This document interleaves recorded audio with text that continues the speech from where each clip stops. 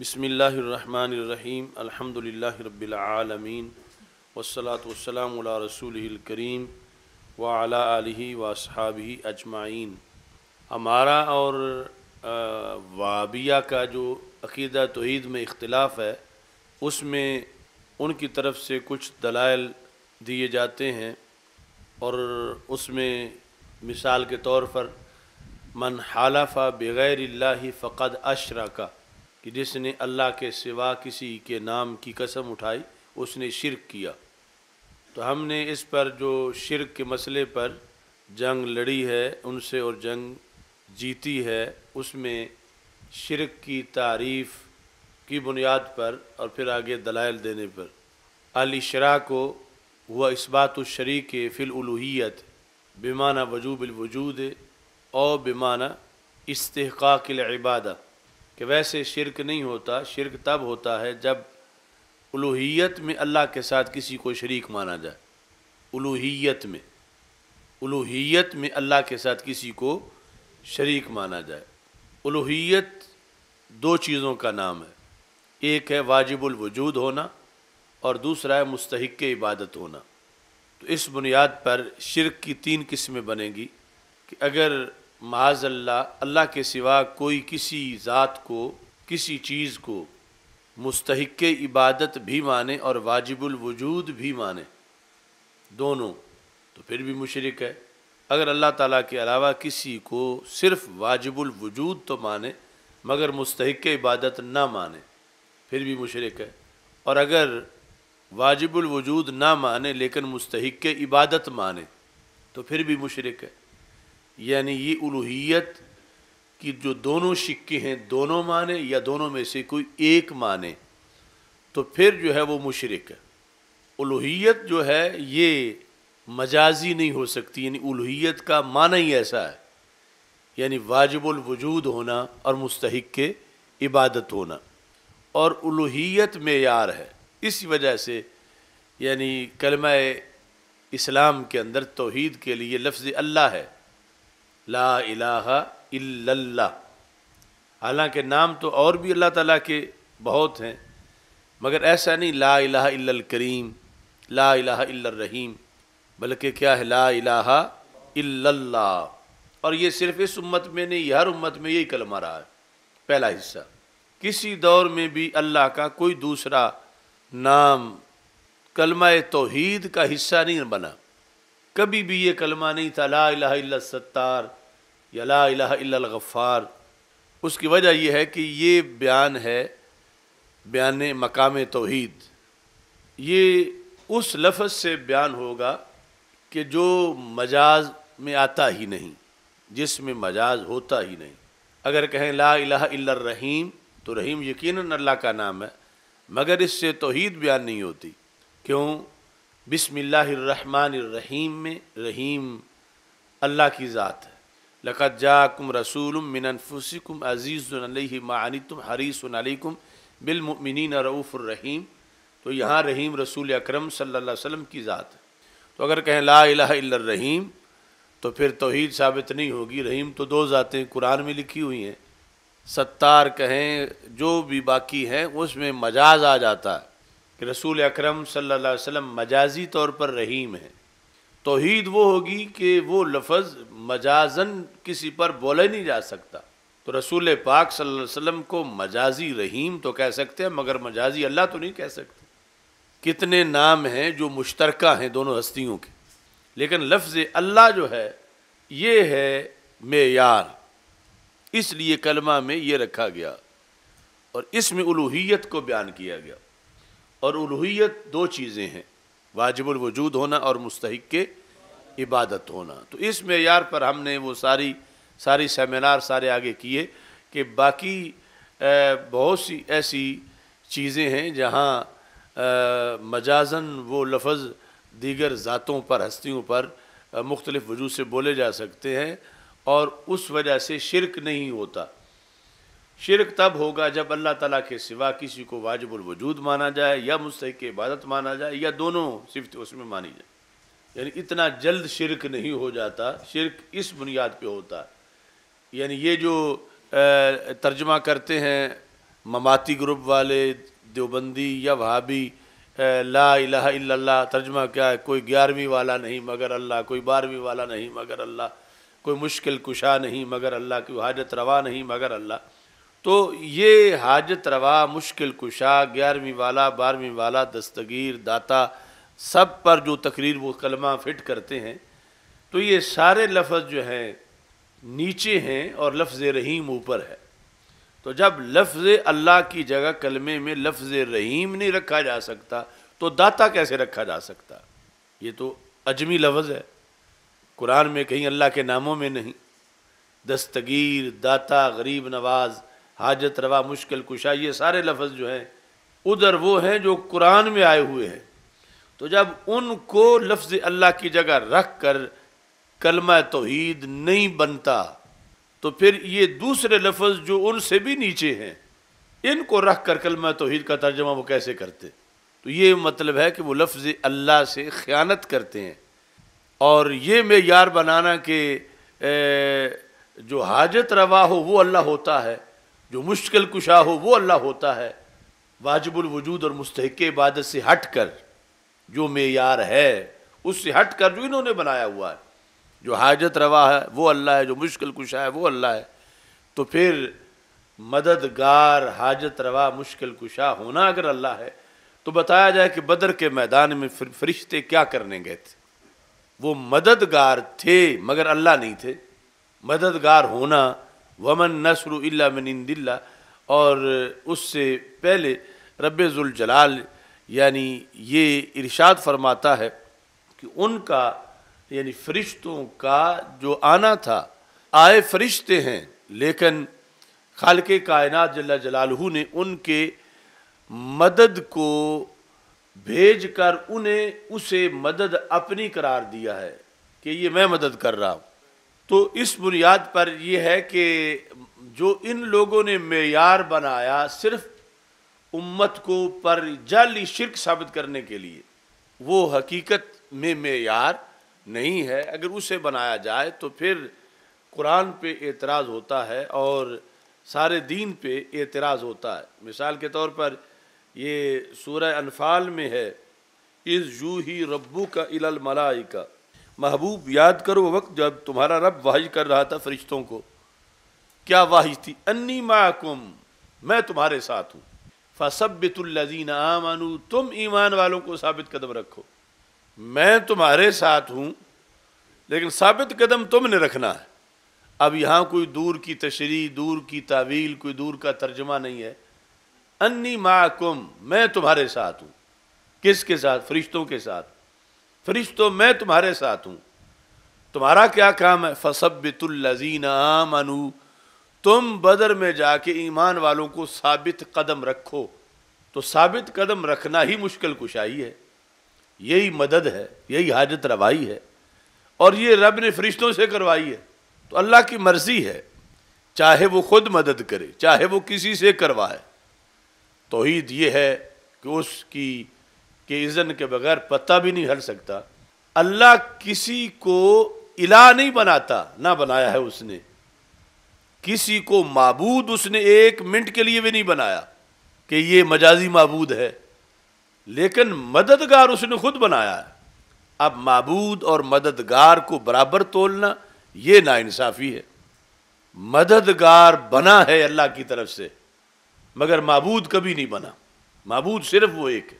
معبود، مجازی معبود کا کوئی تصور ہی نہیں اسلام میں، لیکن مجازی مددگار کا اب کوئی جھگڑا کرے کہ رب خود کرے، کسی سے کیوں کرواتا ہے؟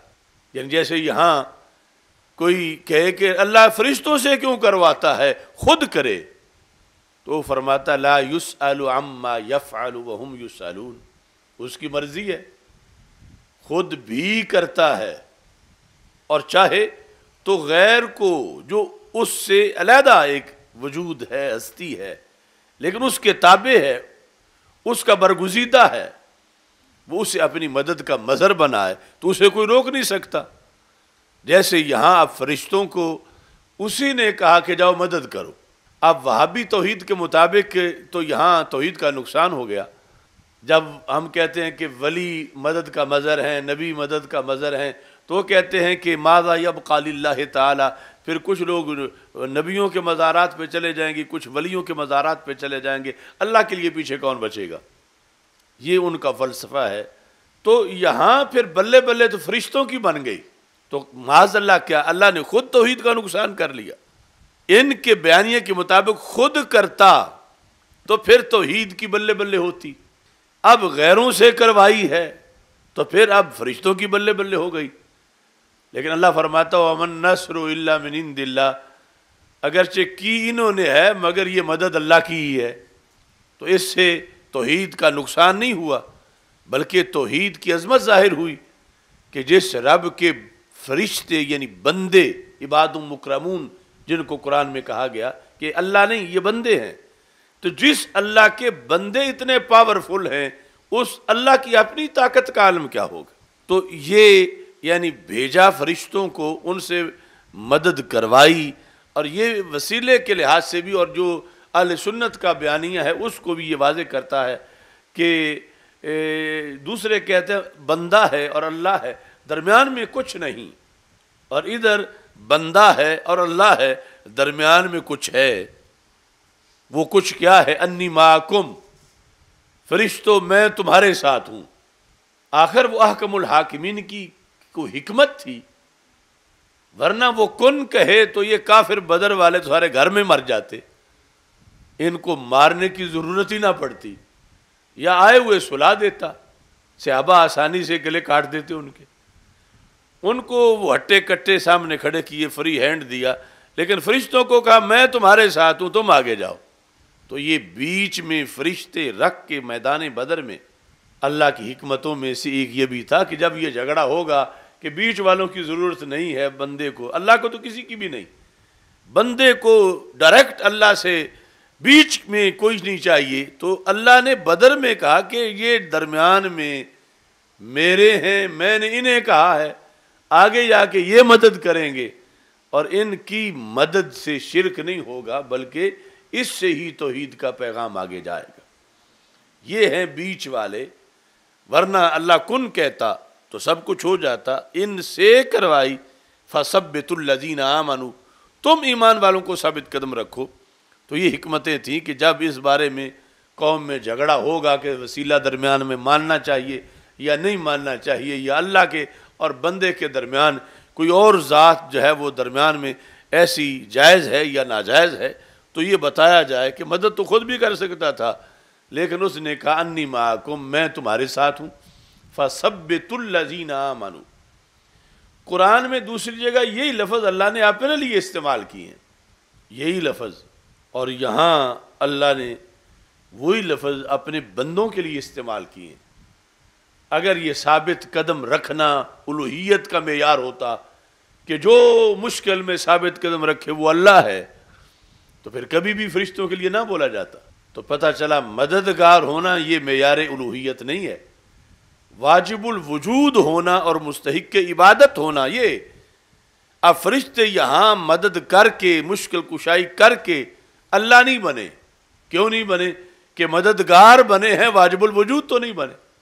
مددگار تو بن گئے ہیں مگر مستحق عبادت تو نہیں بنے، رہے پھر بھی بندے ہی ہیں مگر مددگار بن گئے ہیں، اور اتنی بھاری مدد، بڑی مدد انہوں نے کی ہے۔ اور وہی لفظ دوسری جگہ قرآن میں اللہ کے لیے تھے، اللہ کے بندوں کے لیے بھی آ گئے۔ قرآن کے بیانیے سے شرک نہیں ہوا، اور تب نہیں ہوا جو ہمارا اہل سنت کا عقیدہ، جنہوں نے مددگار ہونے، حاجت روا ہونے کو معیار الوہیت بنایا ہوا ہے، تو انہیں پھر بدر میں کئی اللہ ماننے پڑیں گے، کیونکہ جو مددگار ہو ان کے لحاظ سے وہ اللہ ہے۔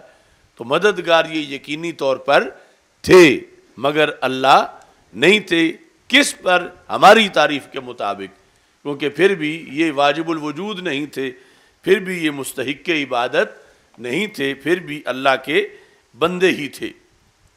اور دوسروں کے مطابق یا انہیں معیار الوہیت بدلنا پڑے گا یا پھر کئی اللہ ماننے پڑیں گے، کہ اگر انہوں نے مددگار، مشکل کشا، حاجت روا اس کو بنایا ہوا ہے تو پھر مددگار تو یہ یقیناً تھے جنہوں نے بدر میں مدد کی۔ اچھا جی، اب یہاں جو دوسری آیت ہے جس میں یہ شان رب ذوالجلال کی ہے، وہ 26واں پارہ ہے، تو وہ حقیقی ہے اور یہ مجازی ہے، لیکن لفظ میں مجازی نہیں لکھا ہوا ساتھ، لفظ ہو بہو ایک طرح کا دونوں جگہ پہ لکھا ہوا ہے۔ یہ سورہ محمد صلی اللہ علیہ وسلم، اس میں ہے آیت نمبر 7، یا ایھا الذین آمنوا ان تنصروا اللہ ینصرکم ویثبت اقدامکم، اے ایمان والو اگر تم اللہ کی مدد کرو گے تو اللہ تمہاری مدد کرے گا، اور کیا کرے گا؟ یثبت اقدامکم، اللہ تمہیں ثابت قدم رکھے گا۔ تو ثابت قدم رکھنا اللہ کی شان ہے، مگر معیار الوہیت نہیں ہے۔ شان ضرور ہے، جس طرح رحیم ہونا اللہ کی شان ہے، مگر معیار الوہیت نہیں ہے۔ تو یہاں یثبت اقدامکم، اللہ تمہیں ثابت قدم رکھے گا، یہ 26ویں پارے کے اندر ہے، اور 9ویں پارے میں ہے کہ انی معکم فثبتوا الذین آمنوا، فرشتوں تم ثابت قدم رکھو۔ تو اب خود کلام الہی اس میں ہے کہ اللہ بھی ثابت قدم رکھتا ہے، فرشتے بھی ثابت قدم رکھتے ہیں، لیکن شرک نہیں ہوا۔ تو جب اس سے شرک نہیں ہوا تو یہ کہنے سے کیسے ہوگا کہ اللہ بھی مشکل حل کرتا ہے، اللہ والے بھی مشکل حل کرتے ہیں؟ فرق یہ ہوگا کہ وہ ذاتی طور پر، یہ عطائی طور پر، وہ حقیقی طور پر، یہ مجازی طور پر، چونکہ معیاری مددگار تو مجازی ہو سکتا ہے مگر مجازی اللہ نہیں ہو سکتا۔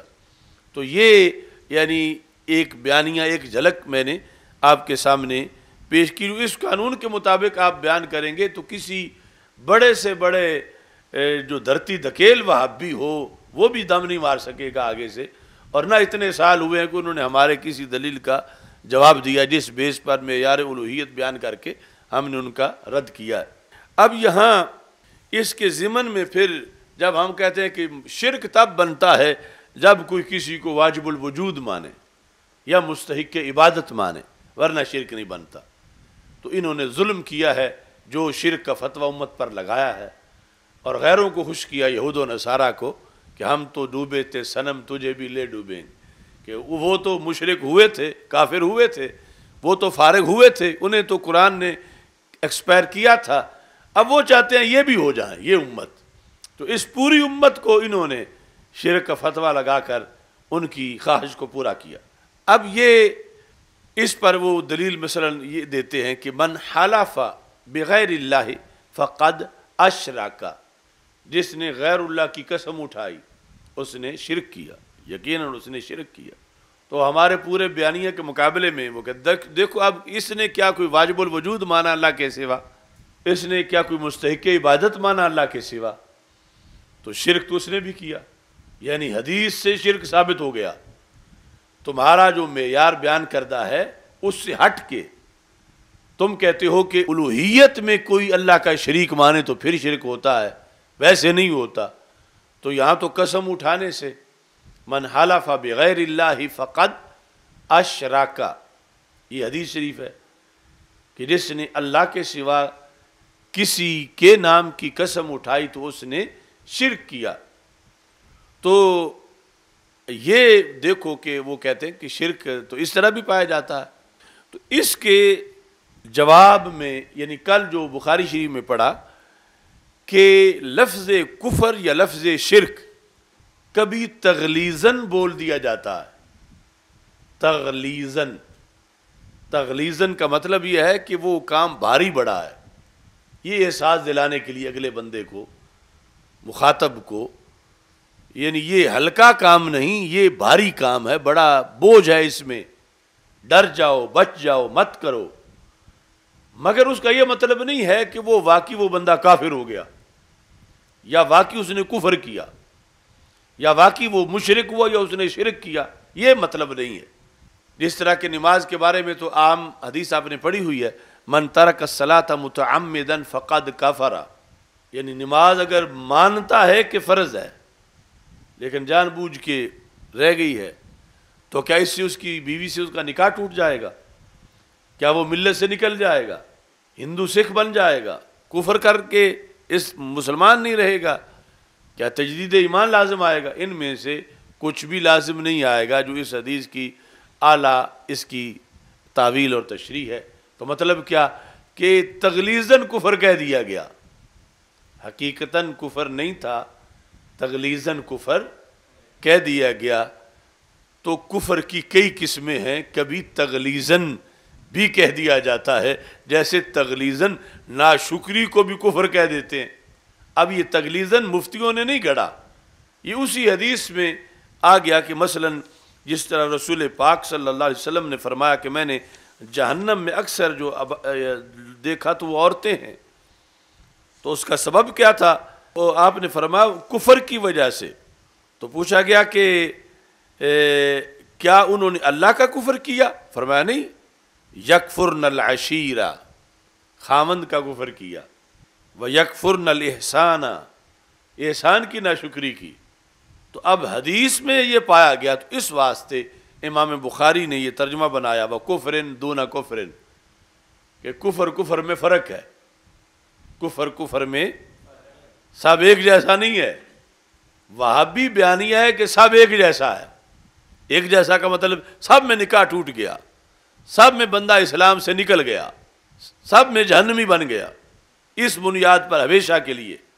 لیکن حدیث سے جو امام بخاری نے سمجھا اپنے عہد میں، فقہ البخاری فی تراجمہ، تو انہوں نے یہ سمجھا وَکُفْرٍ دُونَ کُفْرٍ، ایک کفر دوسرے کفر سے گھٹ ہے، دوسرا کفر تو ملت سے نکال دیتا ہے، مگر یہ کفر جو ناشکری کے لفظ پہ بولا جا رہا ہے، ناشکری کے مفہوم کو بیان کرنے کے لیے بولا کفر ہی جا رہا ہے، اور یہ بھی نہیں کہا جا کہ مجازی کفر ہے، مگر یہ تغلیظاً کہہ دیا گیا، تغلیظاً، حقیقتاً ایسا نہیں ہے۔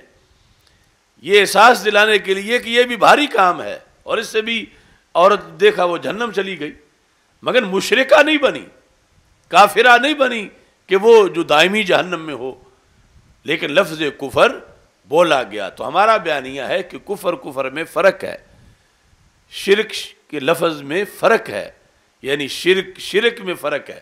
جیسے امام بخاری نے ترجمۃ الباب بنایا نا کہ کفر کفر میں فرق ہے، تو اسی پر ہم نے آگے تو عقیدہ توحید سیمینارز میں یہ بتایا کہ شرک میں بھی فرق ہے، یعنی تغلیظاً لفظ کفر ہی نہیں، لفظ شرک بھی بولا گیا ہے تغلیظاً، یعنی جیسے تغلیظاً عورت کے خامند کی ناشکری کو کفر سے تعبیر کیا گیا، وہ کافرہ نہیں ہے، مومن نہیں ہے، ایسے ہی تغلیظاً کہیں مومن کو مشرک بھی کہہ دیا گیا، اور اس میں سے یہ مقام بھی ہے من حلف بغیر اللہ فقد اشرک، من حلف بغیر اللہ فقد، یعنی ایک تو یہ مسئلہ آگے ہم بیان بھی کریں گے، یعنی رائج ہونا چاہیے کہ یہ لوگ جو کسی اور کی قسم اٹھاتے ہیں اس سے باز رہیں کہ یہ بھاری بات ہے، اللہ کے سوا کسی کی جب قسم اٹھائی جائے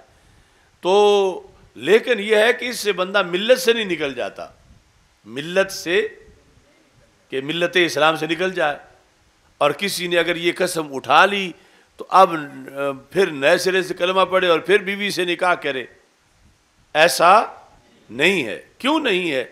اگر یہ تغلیظاً نہ ہوتا تو پھر ایسے ہی ہوتا، یہ ہے اشرکا تغلیظاً یا کافارہ تغلیظاً۔ اچھا، اس پر جو ہے وہ اب آگے مزید بحث ہے، چونکہ ان کا ہمارا جھگڑا شرک پر ہے اور اس میں لفظ شرک ہے، تو آگے پھر انہوں نے اس سلسلے میں مزید جو مکتبہ والے ہیں کچھ، انہوں نے اپنا حصہ ڈالا وہابیت کو سپورٹ کرنے کے لیے، کیونکہ ترجمۃ الباب جو ہے اس سے پھر جو مصنف ہے، محدث روایت کرنے والا ہے، اس کا پھر نقطہ نظر جو ہے وہ ظاہر ہو جاتا ہے ترجمۃ الباب کی بنیاد پر۔ تو اس بنیاد پہ یہ حدیث ہے جامع ترمذی میں، جلد نمبر 1 صفحہ نمبر 280، یہ نیچے ہے حدثنا قتیبہ، یہ دو لینے چھوڑ کے تو صرف لفظ باب ہے، اور آگے حدثنا قتیبہ ہے، حدثنا قتیبہ، اس میں ہے فقال ابن عمر لا تحلف بغیر اللہ فإنی سمعت رسول اللہ صلی اللہ علیہ وسلم یقول من حلف بغیر اللہ فقد کفر او اشرک، فقد کفر و اشرک۔ اب یہاں پر یہ جو صرف باب ہے، امام ترمذی نے صرف باب ہی قائم کیا، لفظ باب، یعنی انہوں نے اپنی طرف سے یہاں یہ ہیڈنگ دینا مناسب نہیں سمجھا کہ وہ اوپر ہیڈنگ دیتے باب من حلف بغیر اللہ فقد اشرک، چونکہ اس میں بحث تھی، چونکہ اس کی تعویل تھی، اور وہ تعویل انہوں نے خود لکھی ہوئی ہے یہاں پر، تو پھر وہ اس تعویل کے خلاف اس حدیث کا عنوان کیسے لکھتے جو وہ اس حدیث کی حقیقی مطلب سمجھتے ہیں۔ اس واسطے انہوں نے صرف باب لکھ دیا، ترجمۃ الباب نہیں لکھا۔ ایسے ہی جو دیگر چھاپے ہیں یا شروحات میں ہے، انہوں نے بھی کوئی تبدیلی نہیں کی، یعنی وہ پھر تو ان کے ذمہ لگتا ہے نا کہ وہ یہ کہہ رہے ہیں، جبکہ انہوں نے نیچے جو ظاہری مطلب ہے اس کے خلاف لکھا ہے، یعنی شرک نہ بننے پر انہوں نے آگے دلیلیں دی ہیں، امام ترمذی نے خود جنہوں نے یہ حدیث روایت کی ہے۔ اب یہ مثلا قوت المغتزی علی جامع ترمذی جلد نمبر 2، تو اس میں بھی اوپر بالکل ویسے سمپل لفظ باب لکھا ہوا، یعنی ترجمۃ الباب نہیں ہے کہ من حلف بغیر اللہ فقد اشرک، باب من حلف بغیر اللہ فقد اشرک، ایسا ہرگز نہیں ہے۔ یہ کیا ہے؟ قوت المغتزی علی جامع ترمذی۔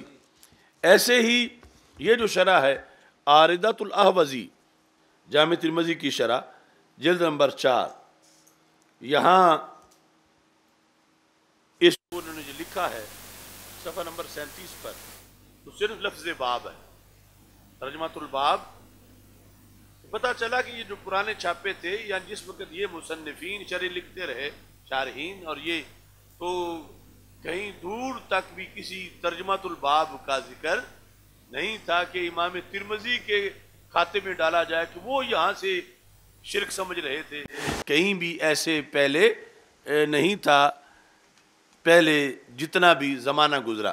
تو یہاں آ کے وہابیوں نے اپنی طرف سے فکس کیا ترجمۃ الباب کہ لوگوں کو دکھائے، پھر اسی چھاپے کا انگلش میں ترجمہ ہوا، تو انہوں نے پھر اس کو انگلش میں بھی، اب جو بھی انگلش میں پڑھیں گے وہ کہیں امام ترمذی جو ہے وہ اس حدیث سے یہ اخذ کر رہے ہیں کہ شرک ہوا، اور آگے جہاں جہاں وہ چھاپا جائے گا اس طرح یہ یعنی خیانت کی ہے دارالسلام مکتبہ والوں نے بڑی۔ امام ترمذی کے ذمے ایک چیز لگا رہے ہیں جو انہوں نے اس کے خلاف نیچے لکھا ہوا، اور کہتے ہیں نا دروغ گہرا حفظہ نیس، یا چور چوری ہوتا ہے۔ اب اوپر انہوں نے باب قائم کیا ہوا ہے اس پر کہ شرک ہوا، نیچے 5-6 لائنیں امام ترمذی نے لکھی شرک نہیں ہوا۔ اب وہ 5-6 لائنیں تو پھر کبھی کاٹیں گے جا کر کہ جب یہ چوری ہضم ہو جائے گی، لیکن تاڑنے والے بھی قیامت کی نظر رکھتے ہیں، اس لیے ہم مواخذہ کر رہے ہیں کہ یہ خائن لوگ خیانتوں سے باز آ جائیں، اور اتنے بڑے ائمہ پر یہ تہمت لگا رہے ہیں اور غلط چیز ان کی طرف منسوب کرنا چاہتے ہیں۔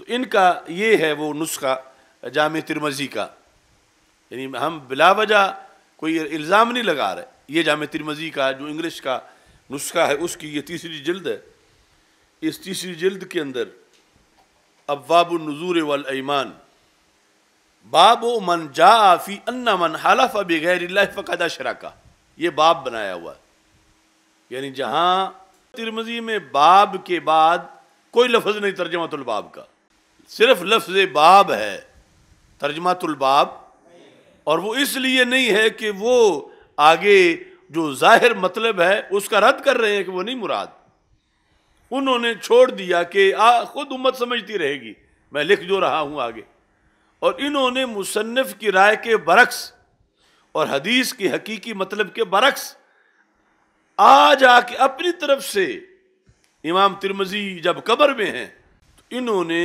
اپنی طرف سے یہاں ترجمۃ الباب اپنے مذہب کو سپورٹ کرنے کے لیے اور حدیث کے اس مفہوم کو جو مراد نہیں اور جو مصنف کے فیصلے کے خلاف ہے وہ اوپر جو ہے وہ لکھ دیا. کیا لکھا؟ باب ما جاء فی ان من حلف بغیر اللہ فقد اشرک. اتنا لمبا ترجمۃ الباب بنا دیا. تو اس طرح کر کے یہ لوگ تبدیلی کر رہے ہیں کہ کیا کسی کو پتہ چلے گا کہ اصل ترمذی میں صرف باب ہے، اور جو پھر یہ رائج ہو جائے گا اب وہ پھر یہی سمجھا جائے گا کہ امام ترمذی بھی اپنے زمانے میں اس چیز کو سمجھا انہوں نے کہ صرف قسم اٹھانے سے بندہ مشرک ہو جاتا ہے، غیر اللہ کی قسم اٹھانے میں. اور پھر آگے اس کی translation what has been related about however swears by other than Allah he has committed shirk. یہ باب ہے. انگلش میں انہوں نے اپنی طرف سے پھر جو ترجمہ لکھا تو اس ترجمۃ الباب کی پھر ترجمہ لکھا جو ٹرانسلیشن کے معنی میں ہوتا ہے he has committed shirk، کہ جس نے اللہ کے سوا کسی کی قسم اٹھائی اس نے شرک کیا. تو اس طرح کر کے دھاندلی ہو رہی ہے. سونے والوں جاگتے رہنا، چوروں کی رکھوالی ہے. یہ مکتبہ والے جو حفاظت جن کی ذمہ ہے لائن اور لفظ کی، وہ چوری پہ اترے ہیں اور اپنی طرف سے خیانت کر رہے ہیں. تو یہ میں لائیو کہہ رہا ہوں، یہ مکتبے والے یقیناً سنیں گے تو اس حرکت سے باز آئیں. اور اس کے علاوہ بھی انہوں نے کی ہوئی ہیں چوریاں، تو خود ہے وہ اس کی اصلاح کریں. یعنی اگلا جو چھاپا ہے، اور معذرت کریں لوگوں سے کہ انہوں نے اتہام کیا امام ترمذی پر، جبکہ امام ترمذی تو اس معنی کے خلاف آگے لکھ رہے ہیں. اب کس طرح خلاف لکھ رہے ہیں؟ اسی باب میں کیا کہتے ہیں؟ کہتے ہیں تفسیر ھذا الحدیث عند بعض اہل العلم ان قولہ فقد کفر واشرک یا اشرک علی التغلیظ. یعنی یہ تغلیظ ایسا نہیں کہ ہم نے آ جا کے گھڑ لیا کہ اشرف آصف جلالی جو ہے وہ کہتا ہے کہ ایک کفر تغلیظاً ہوتا ہے، ایک شرک تغلیظاً ہوتا ہے. ایسا ہوتا نہیں ہے. یہ تغلیظ ان ائمہ نے کہی ہوئی ہے. اس مقام پر انہوں نے کیا کہا کہ خواہ کفر کا لفظ ہے اصل حدیث میں، متعین نہیں کہ کافرہ صرف کہا یا صرف اشرکہ کہا یا دونوں کہے. اس واسطے راوی کی یہ ذمہ داری تھی کہ وا بھی لکھ دے، او بھی لکھ دے، کافرہ بھی لکھ دے، اشرکہ بھی لکھ دے. اور اسی بنیاد پر تو اوپر انہوں نے سکوت اختیار کیا کہ وضاحت میں آگے چیز آ رہی ہے. تو کیا کہا کہ کہتے ہیں بعض اہل علم، یعنی جس میں یہ خود بھی ہیں اور ان کا اہل علم کا یہ بیان کیا، ان قولہ فقد کفر واشرک علی التغلیظ. یہ حقیقت نہیں. یہ کیا ہے؟ حقیقت میں شرک نہیں. جو وہابی بغلیں بجانے لگے کہ من حلف بغیر اللہ فقد اشرک، کہ دیکھو واجب الوجود مانے بغیر اور مستحق عبادت مانے بغیر بھی شرک ہو گیا، دیکھو یہ شرک ہو گیا، یہ حدیث میں لکھا ہے. اور پھر جعلی ترجمۃ الباب بھی بنا دیا. لیکن امام ترمذی نیچے سے بول رہے ہیں کہ یہ جو شرک تم بنا رہے وہ یہ نہیں ہوا. یہ کس بیس پر کہا جا رہا ہے؟ الت تغلیظ کا لغوی معنی ہوتا ہے کسی چیز کا موٹا، اس کو بنانا، موٹاپا، بھاری، کہ یہ بھاری کام ہے. لیکن یہ نہیں کہ بندہ دین سے نکل گیا، کافر ہوا اور اب وہ نئے سرے سے کلمہ پڑھے اور نئے سرے سے نکاح کرے، اور ایسا نہیں ہے. یہ کس بیس پہ کہا گیا ہے؟ الت. اب امام ترمذی نے تغلیظ کہہ کے بھی نہیں چھوڑا، آگے پھر تغلیظ کی دلیلیں دیں. یعنی جیسے آج ہم ان کو دلیل سمجھتے ہیں کہ انہوں نے یہ کہہ دیا حدیث میں، آخر وہ بھی محتاج ہیں کہ جو میں کہہ رہا ہوں میں اپنے پاس سے نہیں کہہ رہا، میں بھی حدیثیں دیکھ کے کہہ رہا ہوں، دیگر احادیث دیکھ کے میں یہ فیصلہ سنا رہا ہوں. ذاتی طور پر تو میں بھی کچھ نہیں کہہ سکتا. دیگر احادیث بتاتی ہیں کہ یہ تغلیظاً کہا گیا ہے، جس کو وہابی حقیقتاً بنا رہے ہیں اور جس کا ترجمۃ الباب بدل رہے ہیں، وہ اس کے خلاف پھر آگے دلیلیں دے رہے ہیں کہ یہ حقیقتاً یہاں شرک نہیں ہے، تغلیظاً ہے. اس سے بندے کا نکاح نہیں ٹوٹتا، اس سے بندہ دائرہ اسلام سے خارج نہیں ہوتا. اب اس پر دلیل دیکھو. کہتے ہیں کہ عن ابن عمر ان النبی صلی اللہ علیہ وسلم سامع عمر یقول و ابی، کہ رسول اکرم صلی اللہ علیہ وسلم نے حضرت عمر رضی اللہ تعالی عنہ کو سنا کہ وہ و ابی کہہ رہے تھے. واو قسمیہ ہے کہ قسم ہے مجھے میرے باپ کی، قسم ہے مجھے میرے باپ کی. حضرت عمر رضی اللہ تعالیٰ عنہ یہ کہہ رہے تھے تو رسول اکرم صلی اللہ علیہ وسلم نے فرمایا الا ان اللہ ینہاکم ان تحلفوا بآبائکم، کہ اللہ نے تمہیں منع کیا ہے کہ اپنے آبا کے نام کی قسمیں اٹھاؤ. اللہ نے تمہیں منع کیا ہے، اللہ نے تمہیں منع کیا ہے کہ اپنے آبا کی قسمیں اٹھاؤ. تو ان کی دلیل یہ ہے کہ سرکار نے یہ نہیں فرمایا کہ نئے سرے سے کلمہ پڑھو یا نکاح بھی پھر کرو. منع تو کر دیا ہے مگر یہ نہیں کہا کہ تم تو مشرک ہو گئے ہو، کہ عمر تم مشرک ہو گئے ہو معاذ اللہ. منع بتایا ہے لیکن شرک کا فتویٰ تجدید ایمان کا نہیں کہا، تجدید نکاح کا نہیں کہا. اور ساتھ ہی حضرت ابو ہریرہ رضی اللہ تعالیٰ عنہ سے مروی ہے کہ رسول پاک صلی اللہ علیہ وسلم نے فرمایا من قال فی حلفہ، ایک تو ہے نا کہ کسی مقدس ہستی کے نام کی قسم اٹھا دینا، یعنی اللہ کے سوا وہ بھی جائز نہیں. ایک وجہ پر آگے ہم بیان کریں گے. اگر کوئی لات عزا کی قسم اٹھا دے معاذ اللہ، حدیث اگلی جو ہے بطور دلیل جو پیش کر رہے ہیں کہ رسول پاک صلی اللہ علیہ وسلم نے فرمایا کہ من قال فی حلفہ واللات والعزا، جس نے اپنے حلف میں واللات والعزا تک کہہ دیا. عادت تھی اس کی، نیا نیا مسلمان ہوا تھا، ان کی تعظیم کے لیے نہیں، اس عادت کی بیس پہ اس نے واللات والعزا کہہ دیا. تو سرکار دو عالم صلی اللہ علیہ وسلم نے یہ نہیں فرمایا فقد اشرکا، یہ نہیں فرمایا کہ اس کا نکاح ٹوٹا. یہ جو کچھ اس نے کہا اس کا کیا مواخذہ اس پر کیا وہ کرے. سرکار نے فرمایا وہ صرف لا الہ الا اللہ پڑھ دے، فَلْيَقُلْ لَا إِلَّا اللَّهِ، یعنی مراد پورا کلمہ ہے. اب یہ ورد ہی اس کا بدل ہے. جو کچھ اس نے کیا اس ورد سے کلیئر ہو گیا کہ یہ انہیں الہ نہیں مانتا لات عزا کو، ویسے اس کے زبان سے ان کا نام نکل گیا لیکن یہ مشرک نہیں بنا اس حدیث میں جہاں یہ کہا گیا. اب اس کے ساتھ وَهَذَا مِثْلُ مَا رُوِيَ عَنِ النَّبِيِّ صلی اللہ علیہ وسلم أَنَّهُ قَالَ الرِّيَاءُ شِرْكٌ. دیکھو یعنی مسئلہ چھیڑ کے پھر اس کا حق ادا کیا. کہا یہ یہاں جو لفظ شرک آ گیا ہے نا یہ ویسے ہی ہے جیسے ریا کو شرک کہا گیا ہے. تو ریاکار کیا مشرک ہے؟ ریاکار کا کیا نکاح ٹوٹ گیا؟ ریاکار کیا تجدید ایمان کرے؟ کچھ بھی لازم نہیں اس پر. ہاں ریا سے بچے، بڑی بیماری ہے، یا ثواب گھٹتا ہے یا مٹتا ہے یا پھر الٹا وہ عمل عذاب بن جاتا ہے. جس طرح حدیث مسلم میں ہے کہ جو بظاہر شہید ہوا تھا اللہ نے کہا تو اس لیے لڑ رہا تھا کہ تجھے مجاہد کہا جائے، تو غیر اللہ کے لیے واہ کے لیے لڑا، فرشتوں کو کہے گا اس کو الٹا کر کے جہنم میں ڈال دو. تو اب اس کا وہ جہاد، وہ شہادت، وہ جہنم جانے کا باعث بنی. کس بیس پہ؟ ریا کی بنیاد پر. تو اس لیے یعنی اس کا بھاری ہونا تغلیظاً یہ کہا کہ جس نے ریا کیا اس نے شرک کیا.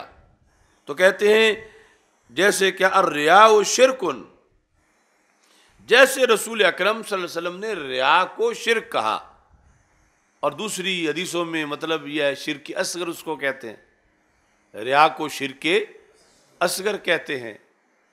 ریا کو یعنی شرک تو اکبر تو وہ ہے کہ اللہ کے ساتھ عبادت میں کسی کو شریک ٹھہرانا. تو یہ نماز پڑھ رہا ہے اللہ کی لیکن دل میں ہے کہ بندے بھی دیکھیں، تو یہ بھی اس نے یعنی من وجہ ان کو ساتھ شریک کیا. تو اس لیے اس پر لفظ شرک بول دیا گیا. مگر یہ نہیں ہے کہ اب یہ نمازی مشرک ہو گیا اور نئے سرے سے کلمہ پڑھے گا تو مسلمان ہوگا اور بیوی پھر نکاح میں لائے گا، ایسا ہرگز تو یہ امام ترمذی اس ایک حدیث جس کا ترجمۃ الباب نہیں لکھا، اس میں جو مطلب ہے اس کو بیان کر کے پھر دلیلیں دیں کہ یہاں اشرکا نہیں ہے، حقیقت میں یہ تغلیظاً ہے۔ اوپر وہ ہیڈنگ دے رہے ہیں کہ یہاں تو شرک ہو گیا، اور نیچے انہوں نے جو کچھ لکھا وہ یہ ہے۔ اس بنیاد پر یعنی جو چوری کر رہا ہوتا ہے یا جھوٹ بول رہا ہوتا ہے وہ سہما ہوا ہوتا ہے، پتہ ہلیا تے چور چلیا، یعنی اس کے لیے جو ہے وہ، اب اس کو نیچے بدبختوں نے دیکھا ہی نہیں کہ نیچے وہ خود کیا لکھ رہے ہیں۔ لمبا اتنا تبصرہ انہوں نے کیا ہوا ہے، اور خود بھی کاٹیں تو یہ ابھی ہضم نہیں ہوگا اتنا، وہ کئی صدیاں گزریں گی تو پھر کٹے گا یہ تبصرہ نیچے سے، پھر اوپر لکھ کے پھر اگلا باب شروع ہو جائے گا، اگر سنی سوئے رہے تو، اگر جاگ گئے تو پھر پچھلا بھی مواخذہ ہو جائے گا۔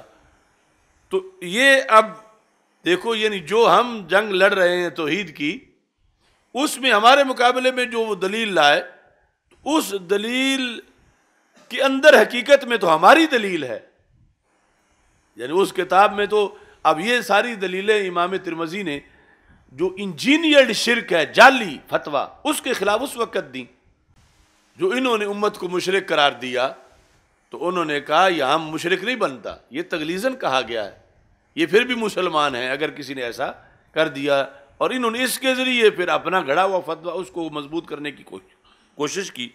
اب یہاں آگے دیکھیے، اب اس پر ایک آیت پیش کرتے ہیں کہ ریا کو بھی شرک کہا گیا ہے، ریا کو بھی، اور مقصد کیا ہے کہ شرک میں فرق ہے، شرک میں، جس طرح امام بخاری نے کہا کفر میں فرق ہے، کہ ایک کفر سے تو بندہ کافر ہو جاتا ہے اور دین سے نکل جاتا ہے، دوسرا بھی لفظ کفر ہی ہے دلائل میں لکھا ہوا، مگر اس سے نہ کافر ہوتا ہے، نہ ملت سے نکلتا ہے، نہ تجدید ایمان کی ضرورت، نہ تجدید نکاح کی ضرورت۔ ایسے ہی ایک لفظ شرک، وَشِرْكٌ باب شرکن دون شرکن، کہ ایک شرک دوسرے شرک سے نیچے ہے، وہ دوسرا جو ہے وہ تو شرک اکبر ہے اور یہ اصغر ہے، اور اس سے بندہ مشرک نہیں بنتا، اگرچہ قرآن و سنت میں اس کے بارے میں لفظ شرک ہی آیا ہوا ہے، مگر اس سے مشرک بھی نہیں بنتا، نہ نکاح ٹوٹتا ہے اور نہ ہی تجدید ایمان ہے۔ اس پر اب یہ آیت انہوں نے پیش کی، تو یہ طریقہ کار بھی ہے دلائل دینے کا، یعنی اس بنیاد پر کہ یہ مسائل اہم ہیں، اور اس میں جو تفسیر تھی آیت کی وہ انہوں نے پھر ساتھ اس کے اٹیچ کی، کہ جو میں کہہ رہا ہوں میں نے بلا وجہ نہیں کہا کہ یہ تغلیظاً اس طرح ہے، امت ایسے کہتی آئی ہے اور میں بھی اس پر ہوں، اور پھر آج ہم کہتے ہیں ہم اس پر ہیں جو انہوں نے لکھا امت کے ائمہ سے۔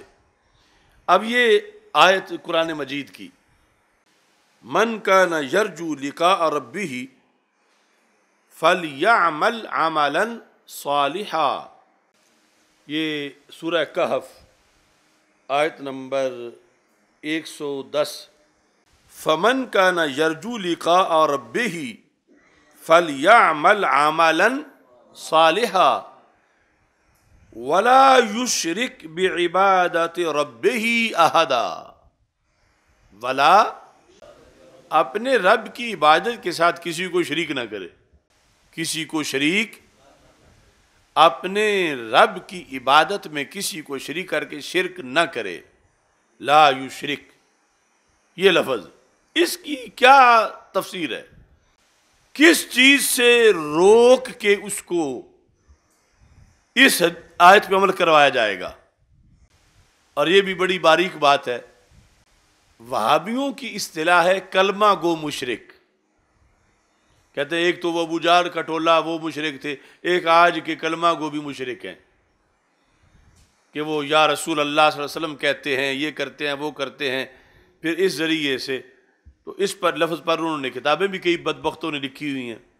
یہ ادھر مبشر ربانی تھا بدبخت ایک لاہور میں، یہ وہابیہ کا، اس نے کلمہ گو مشرک اس پر کتاب پر پھر پابندی لگی.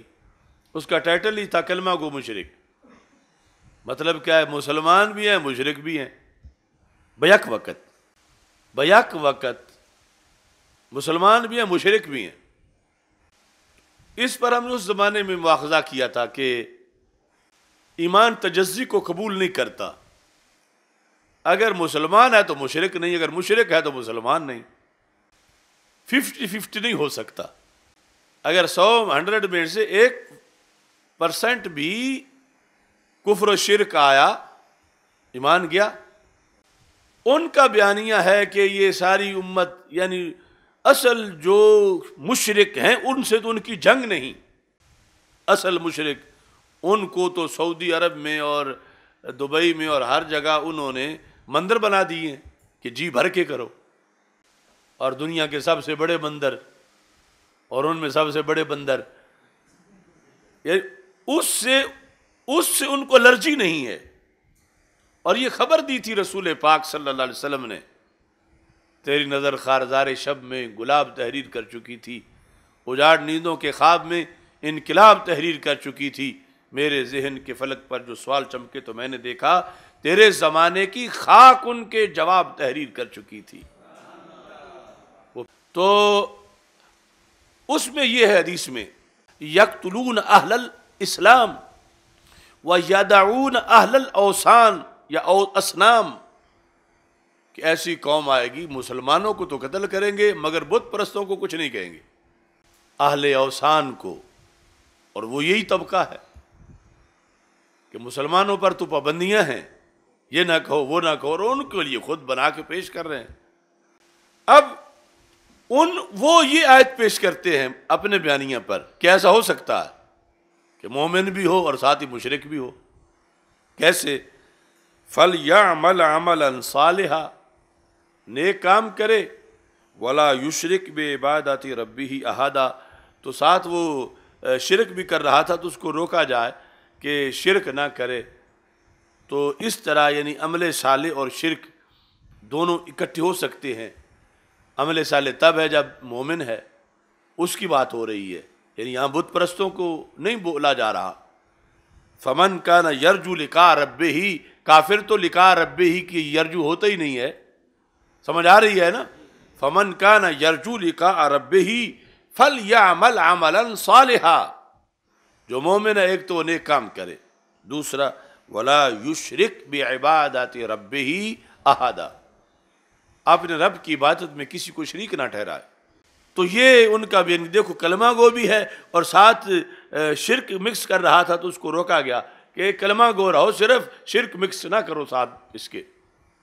اب اس کو انہوں نے یعنی یہ ہے ایک غلط بیس پر پھر آگے مزید غلط کرنا جو آج یہ کر رہے ہیں. امام ترمذی نے تو اس آیت کو اس چیز کی دلیل بنایا کہ حدیث میں جو فقد اشرکا ہے وہ حقیقتاً نہیں تغلیظاً ہے. تو تغلیظاً کیوں ہے؟ کہ آیت میں رب ذوالجلال نے حکم دیا ہے کہ ریا سے بچنے کا، اور ریا سے بچنے کو شرک سے تعبیر کیا ہے، شرک سے بچنے کے ساتھ. یعنی لا یشرک کا مطلب ہے لا یرائی، نماز پڑھے ساتھ ریا نہ کرے، نماز تو پڑھے مگر ساتھ ریا. اب یہ تو اکٹھا ہو جائے گا ایمان کے ساتھ، کلمہ گو ریاکار ہو، مگر یہ نہیں ہو سکتا کہ کلمہ گو ہو اور مشرک بھی ہو. کلمہ گو یعنی پورا دین کا کلمہ پڑھے ہوئے ایک بندہ جو ہے وہ 15ویں صدی میں مسجد میں نماز پڑھ رہا ہے، اور نماز پڑھنے کے ساتھ ساتھ کہا جائے کہ یہ مسلمان ہے کلمہ گو ہے لیکن یہ مشرک بھی ہے کیونکہ ابھی اذان سے پہلے اس نے درود شریف میں یا رسول اللہ صلی اللہ علیہ وسلم پڑھا تھا. تو وہابی بیانیہ یہ ہے. اور امام ترمذی اس آیت سے کیا سمجھتے ہیں؟ پہلوں کے ذریعے سے کہ یہاں شرک کا لفظ بولا گیا ہے ریاکاری پر، یہاں شرک اکبر نہیں ہے. مومن ہو اور شرک اکبر کرے تو پھر مومن نہیں ہے، اگر مومن ہے تو شرک اکبر نہیں ہے. مومن بھی ہو اور ساتھ یہ بھی ہے کہ لا یشرک، اب عمل کے درمیان شرک نہ کرے تو مطلب کیا؟ ریا نہ کرے. تو یہاں ریا کو شرک سے تعبیر کیا گیا. ولا یشرک کا معنی کیا؟ لا یرائی. تو اب وہابیہ کا بیانیہ ختم ہوا.